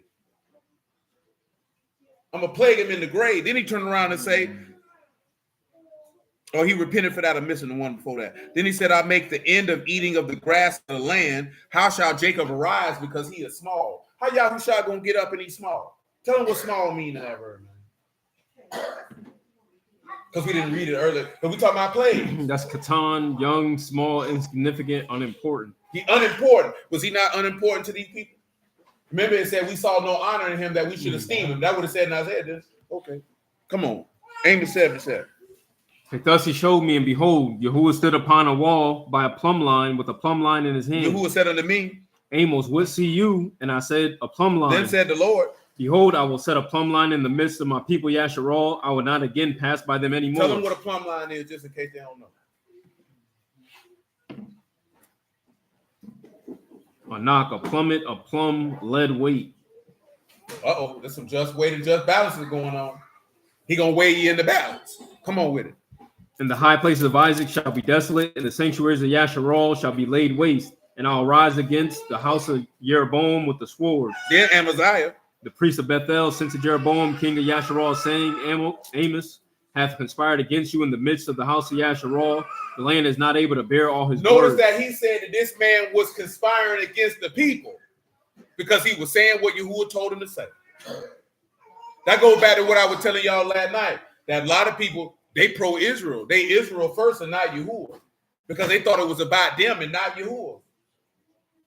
That's what the king just said, didn't it? Or they said the priest, right? Amaziah the priest, that's what it said. Come on, man. Listen to it.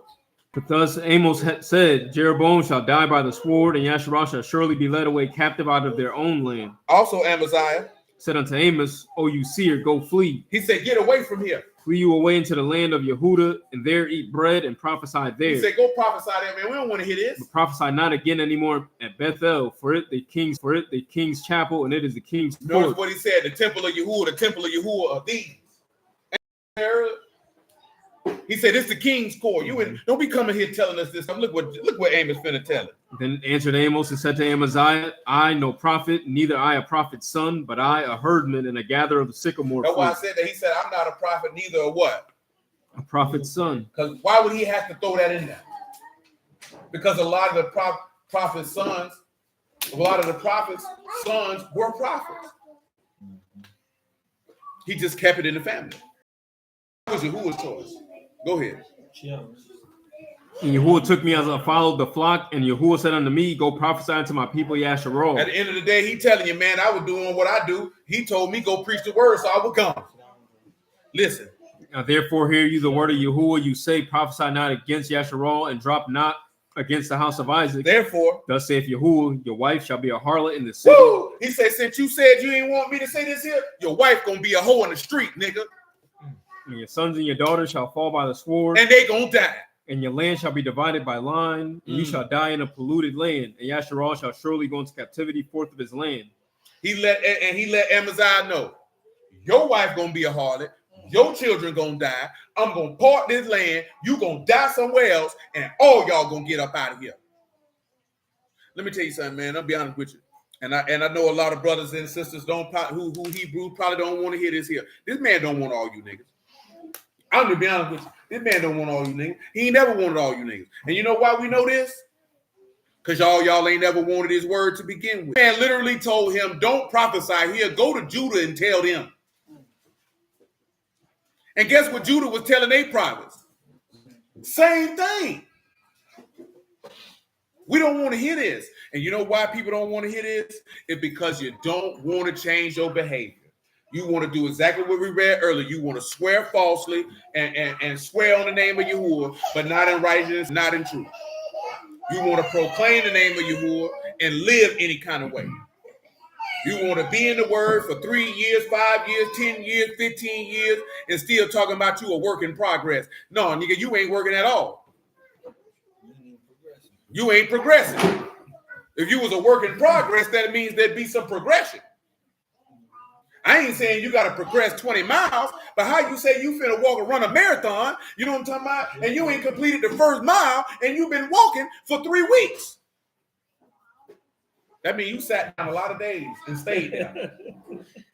You went to sleep, you picked boogers, you farted, you did a whole bunch of stuff. You didn't go nowhere.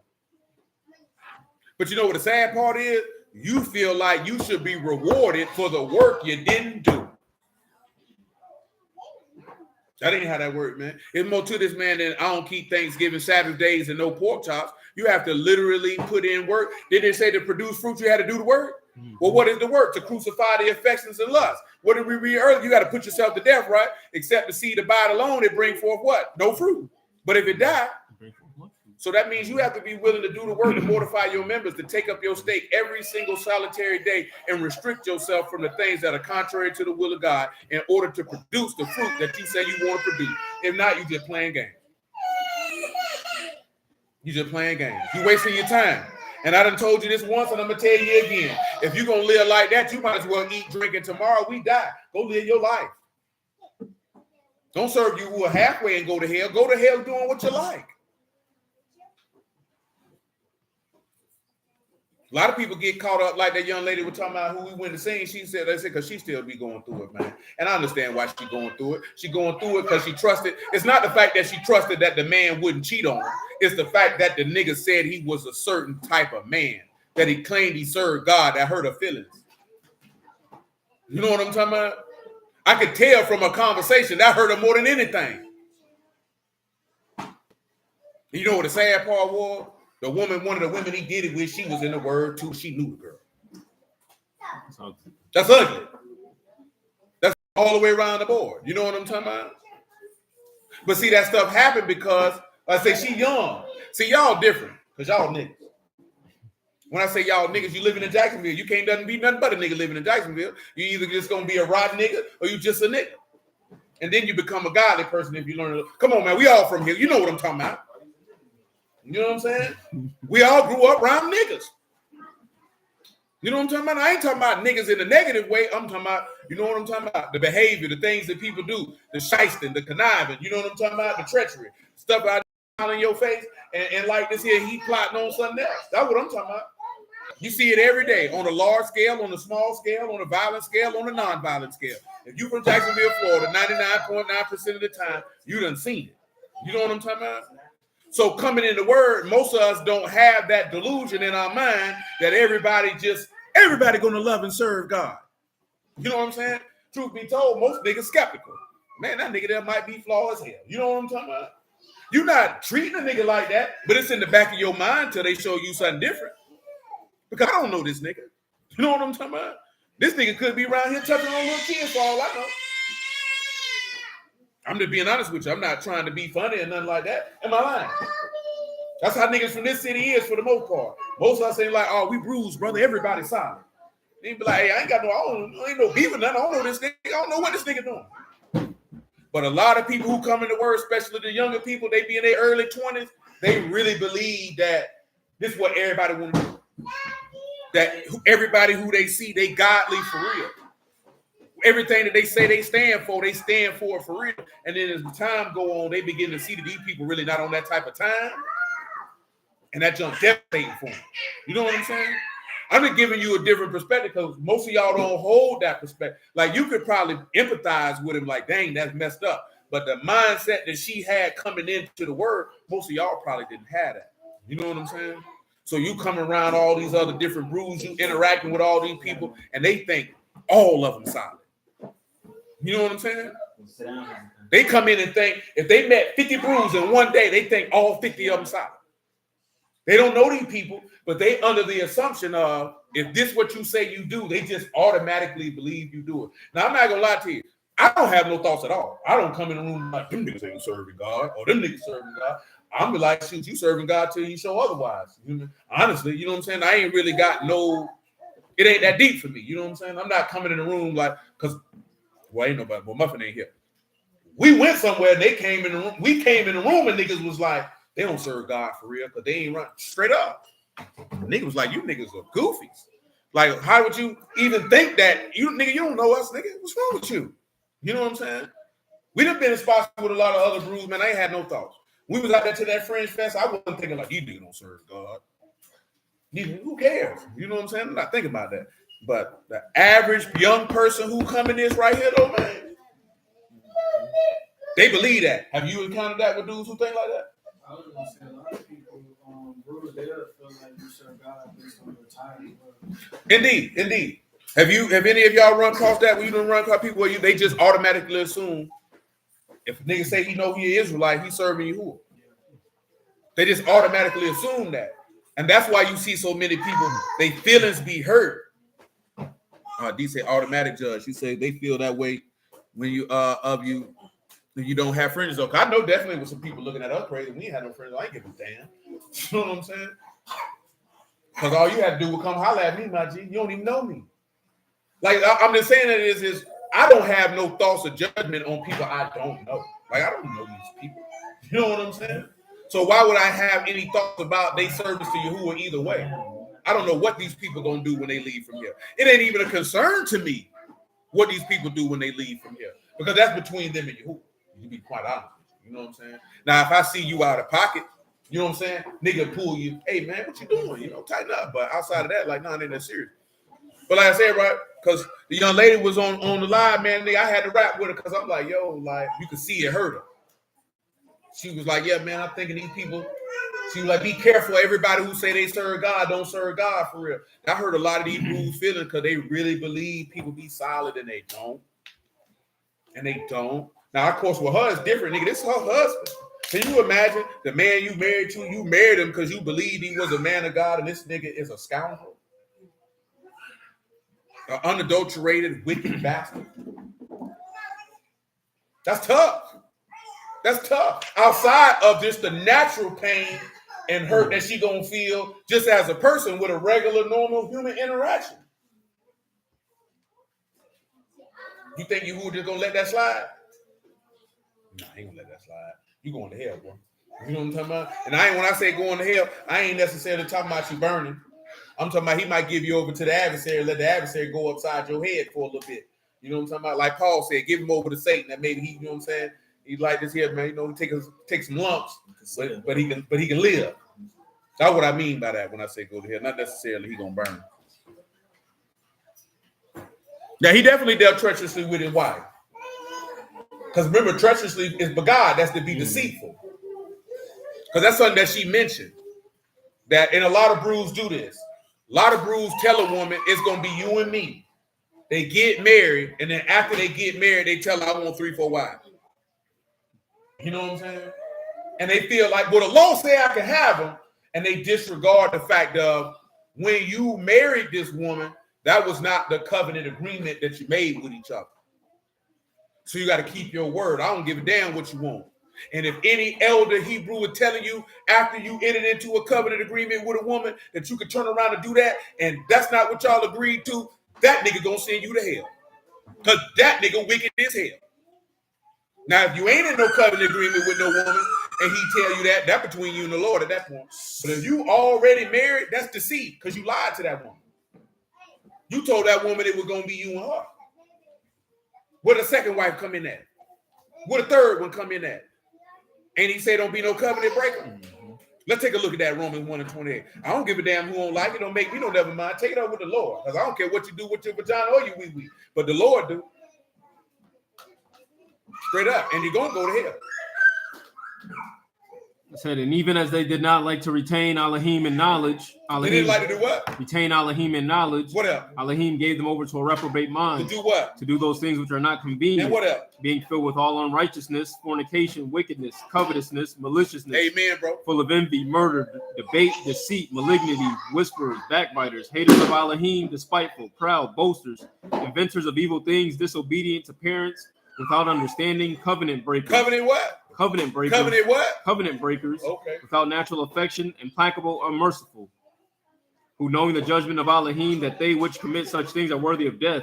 Worthy of what? Of death. Don't your law say if you break a covenant, you ought to die?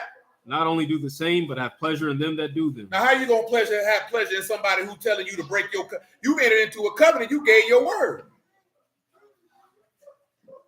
Get Malachi 2:14 just in case. They like to say, that's an epistle letter. That don't count. Epistle these nuts. Yet you say, wherefore, because Yahuwah have been witness between you and the wife of your youth. The wife of your who? Of your youth. Don't Proverbs tell you to enjoy the wife of your youth? Come on with it. Against whom you have dealt treacherously. You dealt who? Treacherously. Why you lying to your wife, nigga? Yet she's your companion and she's the wife. Your what? Your companion. And the wife of your what? Covenant. Of your who? Covenant. So if you dealing treacherously with your wife or your covenant, that means you broke your covenant. You ought to go to hell. Right or wrong? Tell them what treacherously means for the nigga who in the back who got a problem with what we talking about. God. But God, nigga, you're lying. You're deceitful. Faithless. You're what? Faithless. You're faithless. Come on with it. He's saying, did he not make one? Did he not make what? One. When he was in the garden, how many he made? One. How many he made in the garden? One. He made 3. One. He made 4. One. It was just Adam. And he said that he called their name. Adam. Okay. Yet had the residue of the Ruach, and wherefore one, that he might seek a godly seed. Not seeds of many, but seeds of one. That seed being a Mashiach. How many seeds? One. Come on. Therefore take heed to your Ruach, and let none deal treacherously against the wife of his youth. Don't let none deal treacherously with the who? The wife of his youth. Stop lying to your old lady. That's what he telling you. Stop it. So don't marry that woman, enter the covenant with that woman, then come back later and say you want 3 wives. Nigga, you lied. You going to hell. Yeah, you ain't lie to us. You lied to Yahuwah. Yeah, let's get that together now. You ain't lie to me. You lied to that woman, and you lied to God, and you lied to yourself. You're going to hell. Take it how you want to take it. You know how you know you're going to hell? But God said to tell a lie, didn't he? Go to Revelation 22:14. Let him hear that. You over there being a Ruth. Baruch are they that do his commandments, that they might have right to the tree of life and may enter in through the gates into the city. Mm-hmm. For without dogs and sorcerers and whoremongers, dogs. Tell them what a dog is. You the dog, nigga. Kaon, a dog, a man of an impure mind, an impudent man. Remember we talked about that because he said don't give your cash your pearls before swine, or give that which is Kadash and the dog. You can't get him Proverbs. You can't get him similitude. You can't get that gospel to a man with an impure mind. A dog ain't a Gentile. It's a nigga with an unclean mind. You around here lusting all the time? No matter, and when I say lusting all the time, I ain't talking about necessarily lusting for the physical now. I ain't talking about just sexual lust. It's more lust than sex. Your mind ain't clean. You're going to hell. What? Listen to him. And whoremongers and murderers and idolaters and whosoever love and make a lie. Whoever love and make a what? A lie. Love and make a what? A lie. Love and make a what? A lie. So if you begod with your wife, you love to make a lie, you going to hell. That's why we can say it. So stop telling them women, man, it's gonna be you and her. You talking about, oh, it's a Hebrew custom. I can have 3, 4 wives. You going to hell. Now, like I said, I know some brothers that's what they own. But they tell that up front though. Whether I agree with it or not, at least they're not lying. At least if they enter into a covenant agreement with a woman, she know this is what it is. When she enter into it, he don't spring it on her 2, 3 years later. That's why I say if you're going to live your life, live it in the open. If you want 4, 5 women, you need to say that up front. so that woman can know that up front. If you can't marry the woman and tell it's gonna be you and her, and then spring that on her later. That's a sucker move now. That's a sucker move now. That's not how that works. Keep your word. Didn't he say don't be rash with your mouth, sin with your words? That's what he said, didn't it? Oh boy. You know how many people gonna go to hell behind that? I know some people like he keep talking about people going to hell. You need to hear. I ain't really talked like this in a long time. But niggas need to go to hell. And when I say go to hell, you need to go through that fire with the devil. He need to knock you upside your head a little bit. Let me show you that verse I'm talking about. Come over here to 2 Corinthians, I believe.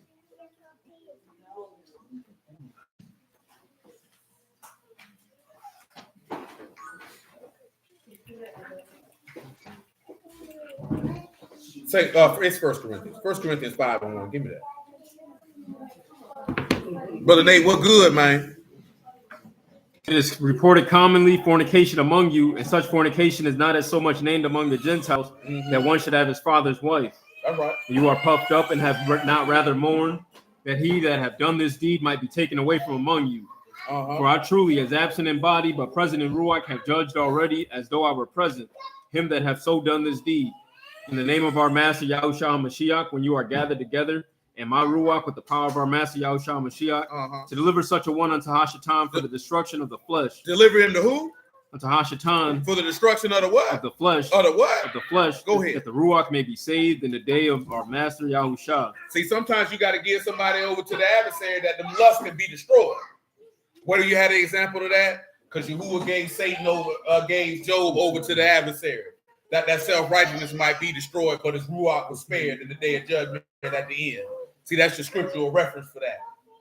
Sometimes that's got to happen. Read that again, man. Verse 5.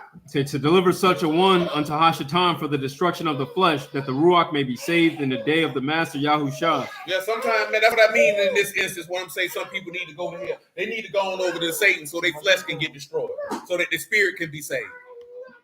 Because sometimes you need to go through a little bit of hell and back to get you in order. You need some tribulations. You know what I'm talking about? You need to be buffeted for your fault. You need to be punched upside your head. You need to be kicked in the back of your behind. That flesh might die so that your spirit can live. You know what I'm talking about? Yeah, man. Sometimes that's needed for some people, man. Because, boy, we out here living sour, man. And I ain't just saying this because I don't know that girl, man. But that junk's ugly, boy. I'm talking about we met in person. And on that, boy, you can see the pain in her eyes, boy, and her soul.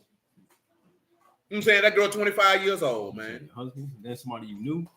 That girl 25 years old, man. You know, that's hard for somebody to be 25 years old and deal with it and not be in the word. Much less to think, because you think if you coming in the word, you're not going to have to deal with that. But see, this is the thing that we be forgetting, that people are still flesh. And the majority of people who in the word, they're not dealing with their lust properly. You know what I'm talking about? So therefore, they wrestle with a multitude of things. And instead of taking them things before the altar, get it for them, man. Hebrews 4:12. Instead of taking them things to the altar of help, for grace, for the help in the time of need, you go ahead and you fulfilling them lusts. It could be for your own destruction. Come on with it, man. So for the word of Elohim, quick and powerful and sharper than any two-edged sword, piercing even to the dividing asunder of soul and ruach, and of the joints and marrow, and the discerner of the thoughts and intents of the heart. Come on with it. Neither is there any creature that is not manifest in his sight, but all things naked and opened unto the eyes of him with whom we have to do. See, that also takes us back to the guard too, because Yahuwah, remember what Yahuwah said to them? Who told you were what? Naked. You was already naked. To him, he could see. Go ahead. Seeing then that we have a great high priest that is passing the Shamayim, Yahushua, the son of Elohim, let us hold fast our profession. Hold fast our what? Our profession. Hold fast our what? Our profession. Listen. For we have not a high priest which cannot be touched with the feeling of our infirmities, but was on all points tempted like as we. This is why I mentioned that you take it to the altar, because any type of temptation or weakness you going through, he been in the flesh, experienced it. What did he say to his apostles before he got killed? You were those who were with me in my what? My temptations. See, this man can't hold any of us accountable unless he had been tempted in the flesh like we are, yet without sin, which he about to say. That's how he's able to be an aid and a help and a relief to anybody who tempted. But you don't go and holler at him. Go ahead.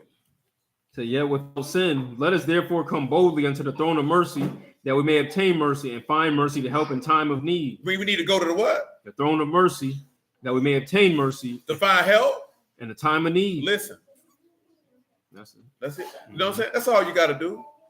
I think you missed the part when they were talking about likewise infirmity. I don't think you read the rest of that.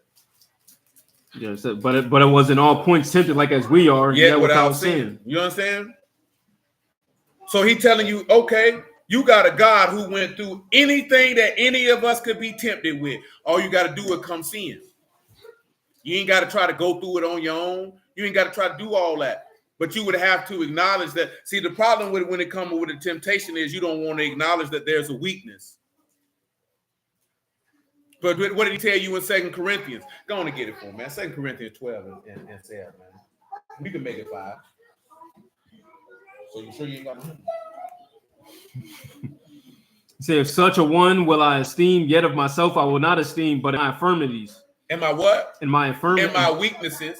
For though I would desire to esteem, I shall not be a fool. I won't be a fool. For I will say the truth, but I forbear lest any man should think of me above that which he see me to be. That's what a lot of brood problem is. You don't want to esteem in your weaknesses. You want somebody to see you for more than what you are. Come on with or me. he that hear of me. Unless I should be exalted above measure. Above measure through what? The abundance of revelations. There was given to me a thorn in the flesh. Listen, you know how many broods feel like they get an abundance of revelations, so they think they this, and in reality, we know this. These niggas don't know nothing. See, the more knowledge and see revelation is different. The more knowledge, wisdom, and understanding of the word of Yahuwah you get, the more humble you should become. Because you should understand that it's not by any righteousness of your own, it's not of any deeds of your own, but of he who showed mercy. No man is chosen based off anything that he's done. No man is getting mercy based off anything that he's done, save in the event that you were merciful. Because we know he say mercy rejoice against what? Judgment. Now, let's not get it twisted. You show mercy, that man will show mercy in return now. We know that with David. Why you think David got mercy? He showed mercy on numerous occasions where he didn't have to. He could have killed Nabal. He could have killed Paul, and Yahuwah wouldn't have condemned him for it. He'd have been justified, and Yahuwah wouldn't have condemned him for it. But every single solitary time, he showed mercy. So when it was kind time for him to get mercy, Yahuwah gave it to him. Because remember, it's he showed mercy to whom he showed mercy, and compassion to whom he showed compassion. See, we try to get in our mind and rationalize, why would he show mercy to me? Why would he choose me? He showed mercy to you so that he might be feared. That's what the book says. Let's get that out of the way. And why he choose a man? Because he want to. It ain't nothing you did. Because if it's something you did, then now you saying you influence Yahuwah. Yahuwah choose who he want to choose. Nobody got no hand in that. He chose Moses. Moses didn't choose him. And he didn't have no reason. Some people like he chose Moses because he was Pharaoh's daughter. Who said that? You said that. He didn't say that. Not one time. He chose Joseph. You don't know why he chose. He chose Joseph because he wanted to. That's his prerogative. Why did he choose Jacob? It said they had done good or evil. That by election, it might the calling might stand. What is all Yahuwah's doing? See, we want to feel like we got some influence. Now you ain't got no influence, my G. It's all Yahuwah, baby. It's all Yahuwah. Come on with it. Say, lest I should be exalted above measure through the abundance of the revelations, there was given to me a thorn in the flesh, the messenger of Hashatan to buffet me, lest I should be exalted above measure. For this thing I besought the Lord thrice, that it might depart from me. And he said unto me, my mercy is sufficient for you, for my strength is made perfect in weakness. He said, my grace is sufficient for thee. Most gladly. My strength is made perfect in weakness. Listen what he said. His faith is made complete in weakness. We don't want to hear that. You want to be Jimmy Crack Corn, nigga. You want to be super tough, nigga. Who you fooling, my G? Most gladly, therefore, will I rather esteem in my infirmities. I rather esteem in my weaknesses. So what? That the power of a Mashiach may rest upon me. A lot of people, that's why you ain't got the power of God, because you want to esteem in how strong you is. Therefore, I take pleasure in infirmities and reproaches and necessities and persecutions and distresses for Mashiach's sake. For when I am weak, then am I strong. Hey, praise your Lord. See, a lot of people don't want to hear that. Because you feel like you got an image to uphold of how strong. I'm a strong nigga. with no faith. You ugly nigga, what you is. And your breath stink. Come on back to Proverbs chapter 3. Sick of you niggas, man. I need some Benadryl. Proverbs 3, verse 11 again. My son, despise not the chastening of Yahuwah, neither be weary. For whom Yahuwah love, he correct, even as a father the son, in whom he delight. Happy. The man that find wisdom. Happy. The man that find wisdom. Happy. The man that find wisdom. And the man that get understanding. That man say you blessed if you get wisdom and understanding. If you can get some Benet and some Coke Ma or some Sakal, well, you're a blessed individual. Tell them what wisdom is here. Let's see if it's Sakal or Coke Ma. Which one did they use?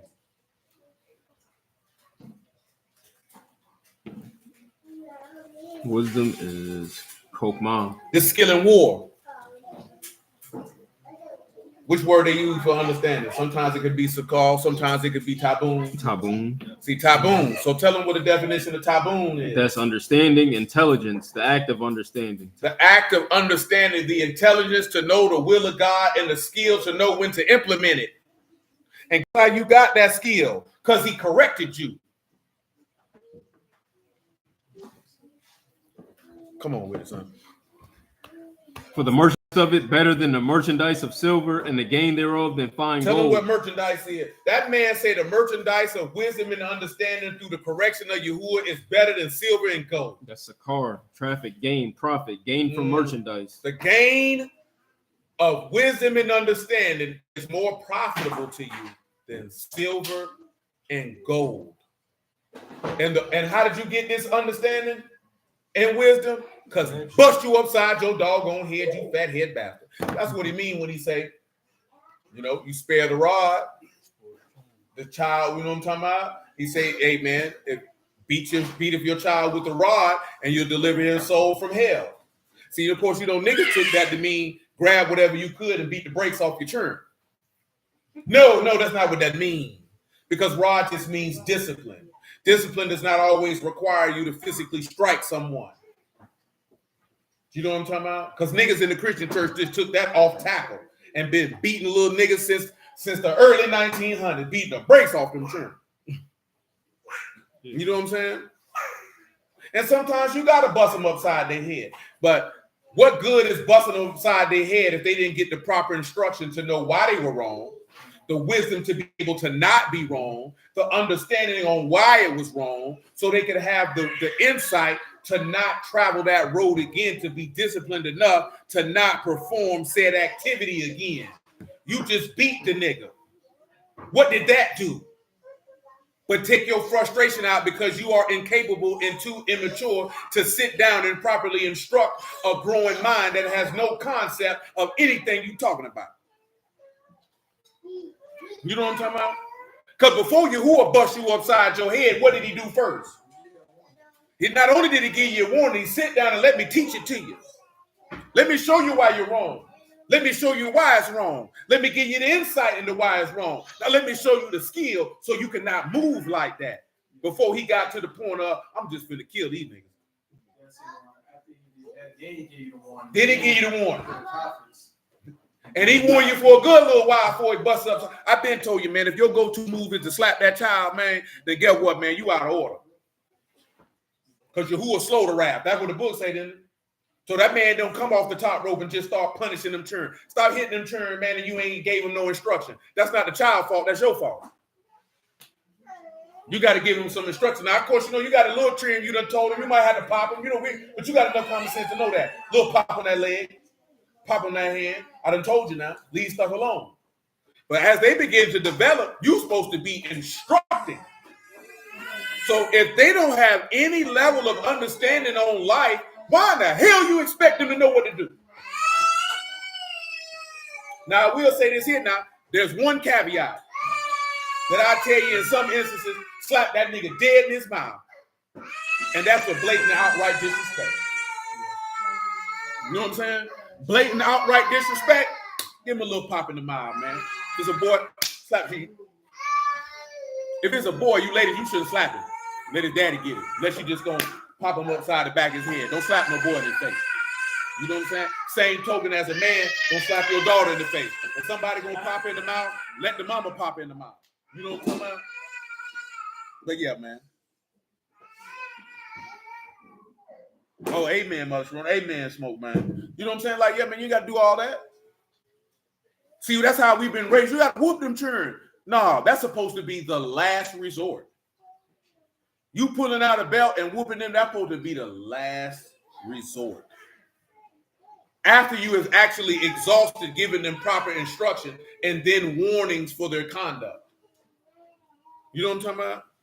If you ain't gave them proper instruction, you should be whooping yourself.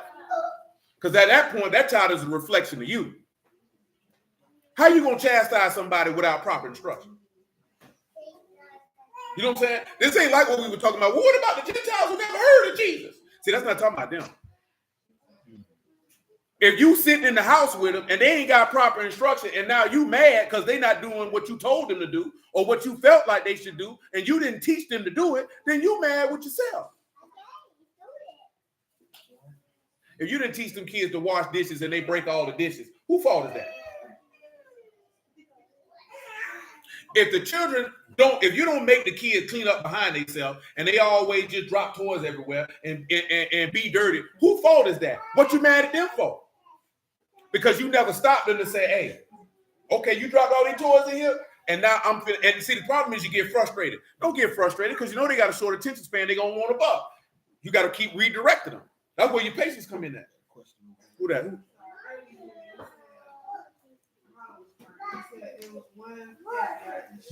Oh, that's if they're blatant outright disrespect. Yeah, blatant outright disrespect. You might need to go ahead and take off on because you know what I'm saying. You can't disrespect Yahuwah to his face and he don't take off. You know what I'm saying? Now you talking about just outright blatant disrespect. You might have to whoop that nigga for that because he need to know to find somebody to play with. It's just like most of the men in here know that a lot of boys when they get to a certain age they feel like they can fade their daddy. You know what I'm saying? And some of them get bold enough. I told you about, I literally heard Rampage Jackson is one of the greatest mixed martial artists in the history of mankind. And his son sized him for a fight. And you know what Rampage Jackson said he did? Knock that nigga out. You know what I'm talking about? And he was telling the story while his son was sitting right next to him. And his son was like, he didn't really want to talk about it. Rampage was like, I don't know what's wrong with this nigga. Nigga ran up on my drop him. Because that can't be no instance. No, my son. No, my son. Nigga, what? You better find somebody to play with you, punk bastard. They'll knock that nigga out. You got to knock him out. Have to. Because at this point, he's trying to assert dominance on you in your house. I'll knock you out. I don't care if you're 12. I don't care if you're 14. I don't care if you're 17. I'm going to knock you out, nigga. I told you my uncle did my cousin like that. Man, Gregory came home early from curfew, man. Came home early. Uncle Greg was just being conversational. Man, how was your night? What you worried about it for? I came home early. Man, cuz say he stood up and squared up again. Man, up. Bop, bop, bop, bop. Dropped it. Dropped it. You know what I'm talking about? Okay, I'm going to be good in those. Lord willing, this world's still standing. And when by the time my son get 18, well, that nigga better bring it. Because boy, at 60, nigga, I'm going to knock you out, nigga. I promise. I promise you. You run up on me if you want to. But I'll pause. Oh, okay. And I got a knife in my back pocket, nigga. Hey, he gonna learn today. In the streets, you don't know what they got. You don't know what they got in their pocket. You gonna learn today. You want to run up on me like a nigga in the street? I'm gonna treat you like a nigga in the street. See, that's the difference. You know, don't do my baby like that. Nah, he ain't a baby no more. That nigga stood up on me talking about balling his fist up and squaring up like he a man. He ain't a baby no more. Shoot, nigga, you came up my nutsack. You finna go back to the grave today. That's what the old black folks tell you. I brought you in. I'm gonna do what? Take you out. I'm gonna get you on up out of here. I pray to the Lord later. You gonna leave here today? Yes, sir. Guarantee he won't challenge him again, straight up and down. D said, man, my brother did that with my dad, and he definitely got showed up. Yeah, you gotta drop him. You gotta drop him. You can't stand for that. See, little girls usually don't try y'all like that. They gonna usually hit you like Muffin like to hit D with the eye roll. I didn't even do it. I think that just comes standard on y'all, on every model. Okay. Y'all just walk off with the eye roll. Yeah, I'm gonna slap the eyeballs out your head. You know what I'm talking about? You won't have no eyes to roll fooling with me. But now, you know, ladies like this, I don't think daughters challenge y'all like that. You know what I'm saying? Like, let's go to a one-on-one physical altercation. You know what I'm saying? Your mama might challenge you to one. Is she that kind of woman? You know what I'm saying? Some of y'all mamas like that. I'll beat you up, ho. You be like, damn, I thought I was. I just seen a video like that where a lady challenged her daughter to a fight, and she was pregnant, and she swung on her daughter while she was pregnant. I'm like, damn. I don't know what the little girl did, but she ain't do nothing for mama to video record her slapping the fire out of her. I tell you that. She ain't do nothing to deserve that. I'm just saying that usually, from what my experience, I could be wrong. I don't usually see the daughter challenging the mother to a physical altercation. It'd be the other way around. And usually that's a horrible, miserable, sick woman. Because why you want to fight your daughter? You know what I'm talking about? But little boys, they just go to feeling they, you know what I'm saying? They done look down there and seen 3 pubic hairs. You know what I'm talking about? Underarm hair coming in. Little bass getting in their voice. They think they're a man. In their mind, they go to thinking, man, Pop's old, man. I can whoop that nigga. That nigga ain't finna keep telling me what I can and can't do. That nigga can't whoop me. You know what I'm saying? That would be going through niggas' mind. And then they step up. And Pops knock them out. It happens. You know? It is what it is. Part of manhood. She said my auntie and cousin fought a few times. My auntie called every time my cousin tried her. Yeah, you got to slap the fire though. Now you know what I'm saying? You got to. You can't be none of that's my baby because now they ain't your baby no more. They think they grown, so I got to treat you like a nigga in the street. I have to. If I don't, it won't be right before God. I got to slap the fires. I got to. I'm talking about, well, if my son ran up on me, I'm not even going to punch that nigga. I'm going to open hand slap him every time. Bah! Bah! I don't respect you enough to ball my fist up to you, boy. Yeah, so don't. And if I got to stab you, you stab. Because you're going to find you somebody to play with. I ain't being funny either. I'm dead serious. Dead serious. That nigga not finna run up on me like I'm some type of buster and I've been feeding your stinking behind, giving you sleeps and eats and all this other type of stuff. And now you're going to try to bow up in front of me and fight me in my house? Nigga, you're going to die today. So, Leah, this'll be the last time you think about fighting me. Oh, yeah, no, I'm not. She said with girls, it'd be the talking back. And they just get bold. Yeah, see, if they go to talk back, you got to slap the face out of their mouth. Because I'm telling you right now, I can't be in the house and Joanne talk back to my wife in my house because I'm going to be wondering why ain't nobody clap this nigga. Because when you get to 15, 16, 17 years old, you know what you're doing. You know what I'm talking about? Yeah, I got to go ahead and slap her upside the head. At that point, I'm going to tell you, get out of my house. Yeah, you're going to have to get out of my house. Because you know what? This is why a lot of the children, truth be told, when they usually say that children in single mother homes fare the worst, it's not that women are just inherently bad.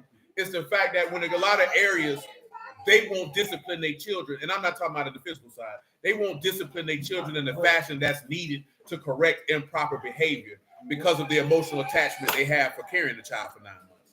You know what I'm saying? Oh, that's my baby. Because if they won't do it, then they take it to the extreme and they abuse the child. It's never an in between.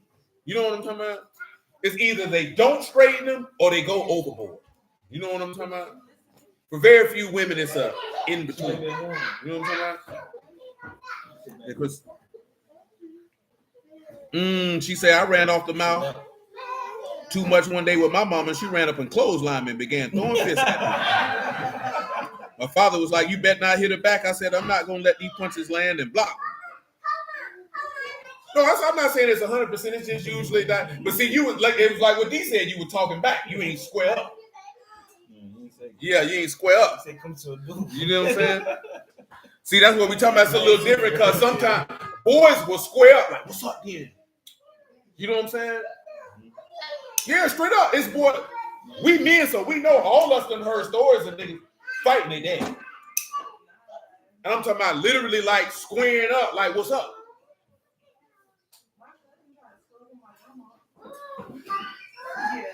Oh, your grandma? Which cousin did that? You mean a boy? Oh, everybody in the family supposed to beat him. Everybody in the family supposed to beat him. I don't care. He would have been off him after that. He would have passed him around. Sober. He said, this generation is lost. I see so many of them disrespecting their mom and dad. He said, boys are the same too. I had to warn my boys multiple boys mom recently that my eldest might come home soon, telling her he backhanded him up his top because he keeps shooting off at the mom. Boy, she said, my daddy almost threw me out a window. Hey, sometimes you have to do that because you get bold. I ain't gonna lie, I ain't never sided my mom or my dad. I ain't never do it. It never even run across my mind. Oh, you side Karen? How old you was when you side Karen? Hot in the pants, breaking out that window. Breaking out that window. Breaking out that. Any of y'all besides this nigga over here, besides your parents?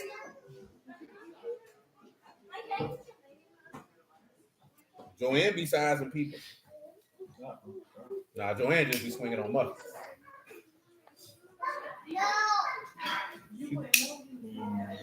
Come on, where you at? D say she ain't sizing, she just talk back a lot. How many of you ladies in here was always talking back?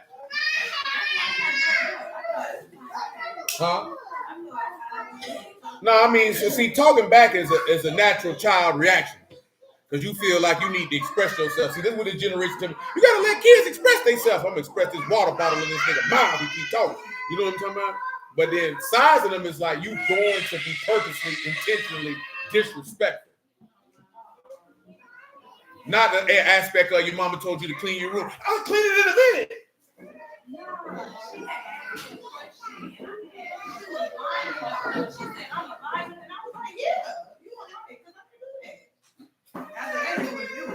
Well, you already know dealing with American niggas, you can't call your parents no liar, whether they lying or not.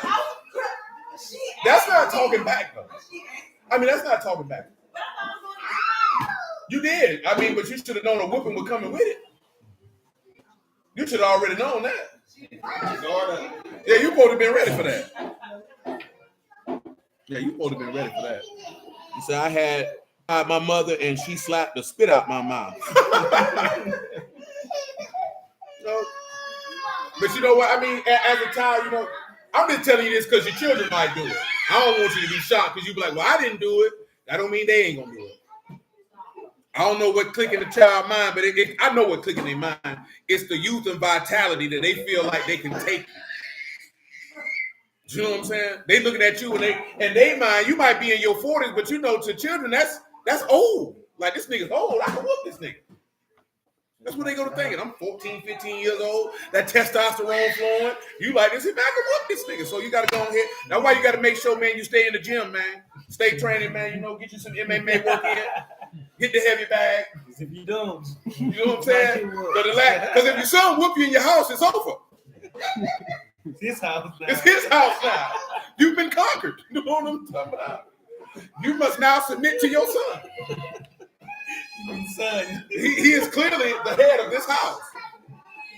Yeah, that's how it's got to be. So you got to make sure you stay in shape so you can knock that nigga out. You know what I'm talking about? Straight up. Because I'm going to be old nigga. So I got to make sure I'm going to knock mine out. Nigga, I'm telling you, when this nigga hit his teens, boy, I'm going to be damn near 60. I knock that nigga out. You knock that nigga out. Bro, you understand me? You say, nah, man, I just sought to understand why they would treat me the way they did, my mother and brother, and never really had issues with my pop. He always explained things effectively. But that's because your pop sounded like your pop was a man. You know what I'm talking about? That's what that sounds like. Because usually pops don't really beat the kids as they get older. They sit down and try to give them some wisdom because you really know that once the kids hit the teens, that whooping on them ain't going to do nothing. You know what I'm talking about? Like, you have to pay attention to something, right? If you go to whooping a child and a child don't care about getting whooped, that means that stuff don't mean nothing. You need to find an effective way another way to correct their behavior.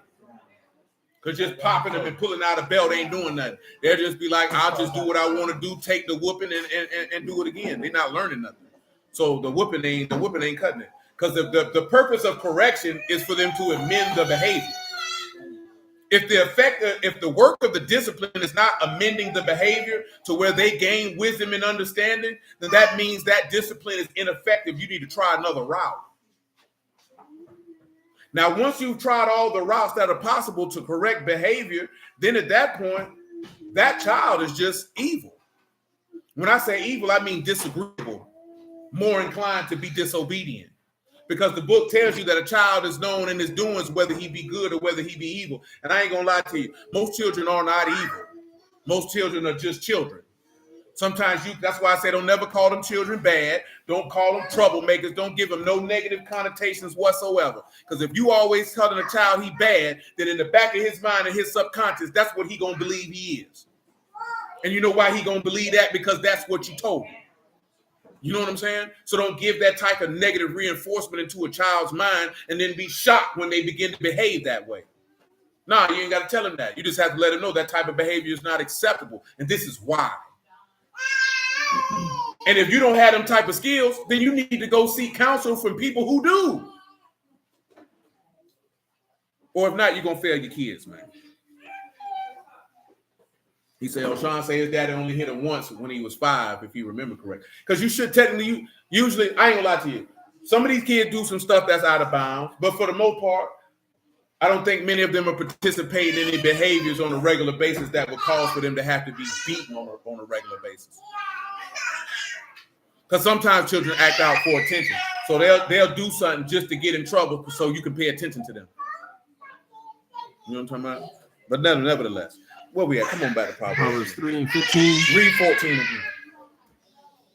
Say, for the merchandise of it, better than the merchandise of silver, and the gain thereof than fine gold. She is more precious than rubies, and all the things you can desire are not to be compared unto her. Length of days. In her right hand, in her left hand, riches and honor. Her ways. Ways of pleasure, pleasantness, and all the past peace.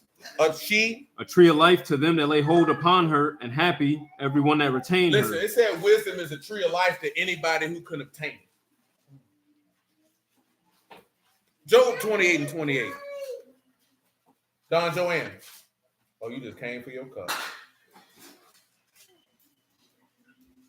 And unto man he said, behold, the fear of Yahuwah, that wisdom, and to depart from evil, understanding. The fear of Yahuwah is wisdom. See, we're going to end right there because that's why I wanted to get through that and go through all those things, and then we'll decipher them down, y'all willing, on Wednesday. But wisdom is as a tree of life to those who get it. A wholesome tongue is as a tree of life. The righteous are as a tree of life. Those who trust and hope in Yahuwah are like the tree of life. Those who don't walk in the pathway of the ungodly, nor sit in the seat with scorners, who meditate on the law of Yahuwah day and night, are as the tree of life. So what we want to do is we want to take all of these things and put them together to see how all of these things really show the works of Abraham or the works of faith that produce the Galatians 5 and 22, which there is no law for those who do these things. And therefore you will continually and consistently produce the fruits of the seed of the word of Elohim under everlasting life. Say, looking at it now, my mom and uncle were definitely dealing with things mentally that made them. I'll be honest with you. And Sean did many times. A lot of the ways that your parents reacted to you when you was a child, 99.9% of the time, ain't had nothing to do with you. It really had something to do with what they was dealing with in their life as an adult. And because they didn't know how to necessarily process those things, that when you did certain things that they didn't like or against what they told you to do, they took those frustrations and emotions out on you. Because they were not mature enough at that particular time in their life to cycle through them and to separate them from you and not let that bleed on you. You know what I'm saying? See, sometimes you got to look at your parents and understand that they were people too, who were dealing with life too, and dealing with things too. And just because they your mama or your daddy does not mean that they had the mental and emotional ability to handle what it was that they were doing to where it wouldn't negatively affect you. You know what I'm talking about? And you have to be able to, I hate to use that term when people say to give them grace, but you would have to have some manner of long suffering and compassion on them to understand that when you get to a point in life where you see that you may have more wisdom in your life at that age than they did at that age. You know what I'm saying? And just look at them and understand, you know what? I may have not liked mama doing this or daddy doing that or whatever the case may be, but now I understand where they were at mentally. What else would I have expected from them? See, sometimes you look at your parents and you expect too much from them simply because they're your parents, because you placed them here for most of the time. And I understand why. Because when you were sad, they was there to comfort you. And when you was hungry, they was there to feed you. And when you had certain memories that reflected positively in your mind, it was them that was there. So this is why you placed them there. But like I say, man, you know what I'm talking about? My mom and auntie told us when we was young, we people just like anybody else. So we're not always going to make the best decision. They literally told us to look at them as a human being. So because I can look at them as a human being, I can understand, okay, whatever decision they may have made that I may have not liked or whatever the case may be, I have to understand that this person is making this decision based off the information they have at the time or what they may have believed was the best decision for them to make at the time. Sometimes it could be a self-interested decision and it didn't go right. But this causes you not to walk around holding grudges and all this people talking about healing your inner child and all this other type of stuff because you really walking around mad with people who going through life the same way you going through life, truth be told. Only difference between you and them is that Yahuwah chose to shine a light on you. Because if he wouldn't have shined a light on you, you might have been living and repeating the same things they were doing. You know what I'm saying? Just to be 100% honest with you. And they wouldn't mean that that's a good thing or a bad thing. That's just how life goes. You know what I'm saying? So, don't hold your people to that. And that way you can learn from certain things and that prayerfully your children won't have to experience that, what you may experience, whether it was negative or positive. You know what I'm saying? Shayla said, that's why I forgave my parents and my grandparents. That's right, Mother. Yeah, just a little empty. Just understand, try to put yourself in their shoes and understand it from their point of view. Because at the end of the day, I told you this here, walk around mad with somebody ain't hurting nobody but you. Ain't hurting them. Because all you're doing at that point is it's not even that you mad with the person, it's that you carrying whatever happened to you. And that's what he mean by set aside that weight that easily beset you. Because sometimes you could be carrying stuff and it's not going to allow you to serve God how you need to because you got that weight on your back. And you got to go ahead and let that go. Now, I ain't saying it's going to be easy, but you got to let that go. Now, don't get it twisted now. I didn't say it was easy. I ain't saying it's just like you could toss it off your back, but you would have to realize how long am I going to allow something that happened 10 years ago, 12 years ago, 3, 4 years ago, weigh me down to the point that it's stopping me from getting to where it is that I say I want to be. So you have to confront it, deal with it, accept it for what it is or what it wasn't, and just live your life. You know what I'm talking about? But that takes a level of commitment to be able to face some uncomfortable things that you may not want to face, man. And I know that's not always the easy thing to do. You know what I'm saying? But it has to be done. Since I find myself being my mother's child, look beyond my faults and see my needs. Indeed. That's all you got to do, man. Life is life, man. I tell you, man, life is difficult. What that nigga said in that song, life will leave you mentally and emotionally scarred. Life is so serious that niggas would take themselves out than to continue in it. You realize that, man? That life is so serious that some people are like, you know what? I'm going to take my life. I don't want to do this no more. Life is so serious that some people say they just use narcotics, alcohol to drown it out. Some people just quit. Y'all remember that time we were downtown and them old head came over there and said, man, don't be like us. And told you how they allowed life to cause them to make bad decisions and why they was on the street. You know what I'm saying? This thing called life ain't easy, man, and everybody ain't that strong.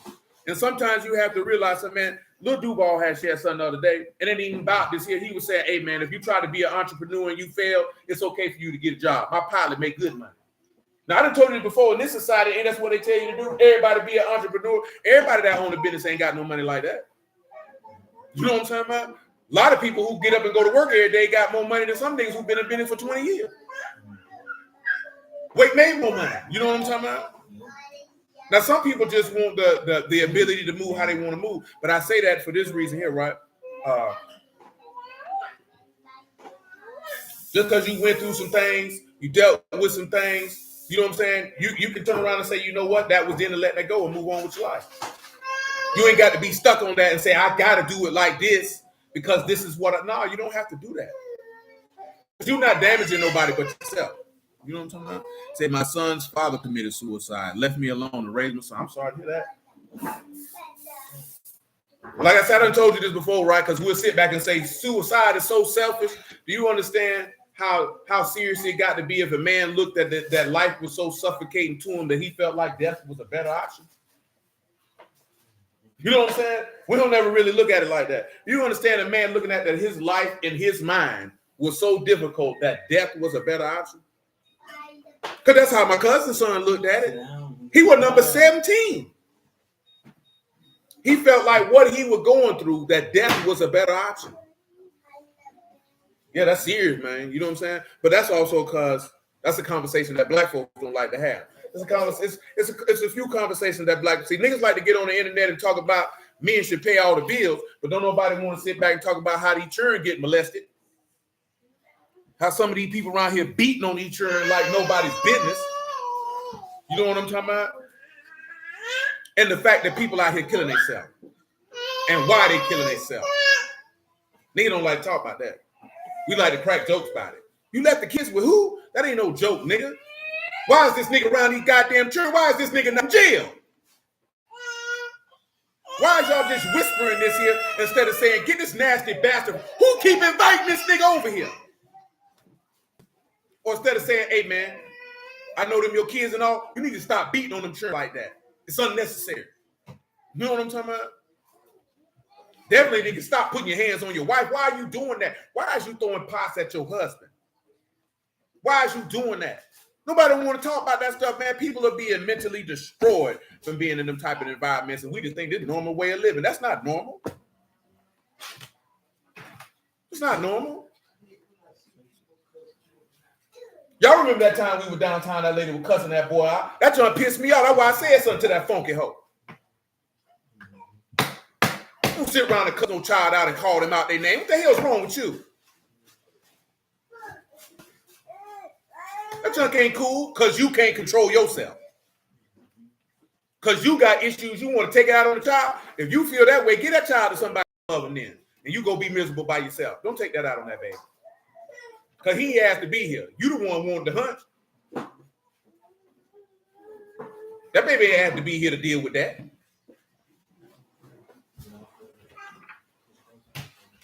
But see, niggas don't like to talk about that. You know what I'm saying? I ain't talking about the people in the word. I'm talking about people in life. They don't want to talk about that, man. Nobody want to some of these women emasculate their sons. You know what I'm talking about?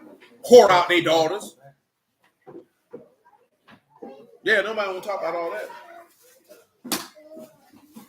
Say, man, my mother had 3 major mental breakdowns in her life. That's tough right there, man. I just say that to be able to, that you can look at people and try to understand, man, that, hey, boy, people be dealing with stuff out here, man. You know what I'm talking about? How bad? People be dealing with stuff out here, man. Try to move in the mind frame of Yahuwah to be merciful and gracious and long suffering, and have some level of loving kindness and compassion, to at least at the bare minimum, that if somebody said that they came across you, they seen the light of God in you. You know what I'm talking about? Amen, Quran. He said, praise Yahuwah for a right mind. Telling you, man, it's gonna get real out here, man. Get real out here, man. But hallelujah for Yahushua in the word, man. I appreciate y'all time, man. I bless y'all at the house of Elohim in the name of Yahushua. I love y'all. Appreciate y'all. Yahuwah with it, man. We be back on Wednesday. You gonna let me get one of those? You gonna let me get one? No. I can have one. Well then. I thought you was a sharing baby. So you know, just weigh and consider, man. You know, y'all willing next week will probably be the conclusion of the deal with the tree of life. We try to take everything and put it all together on the production of life like that. Amen, man. You know what I'm saying? And do it like that, you know. But just know, no matter how difficult this thing may be, man, you got a support system in Shamaim. I can tell you that. Shalom, bro. Ah, man, thank you, Hua, man. You know what I'm talking about? Like, yeah, man. You got to stay in Shamaim, man. All you got to do is tap in with it. That's all you got to do. You know what I'm saying? I know it get real out here, man. Sit down. If you ain't got nobody else, boy, you got Yahuwah. And if you know you got people in Yahuwah, you know, you shouldn't hesitate to tap in. You know what I mean? You know what I'm saying? But y'all willing, man, we'll be back on Wednesday to make it do what it do.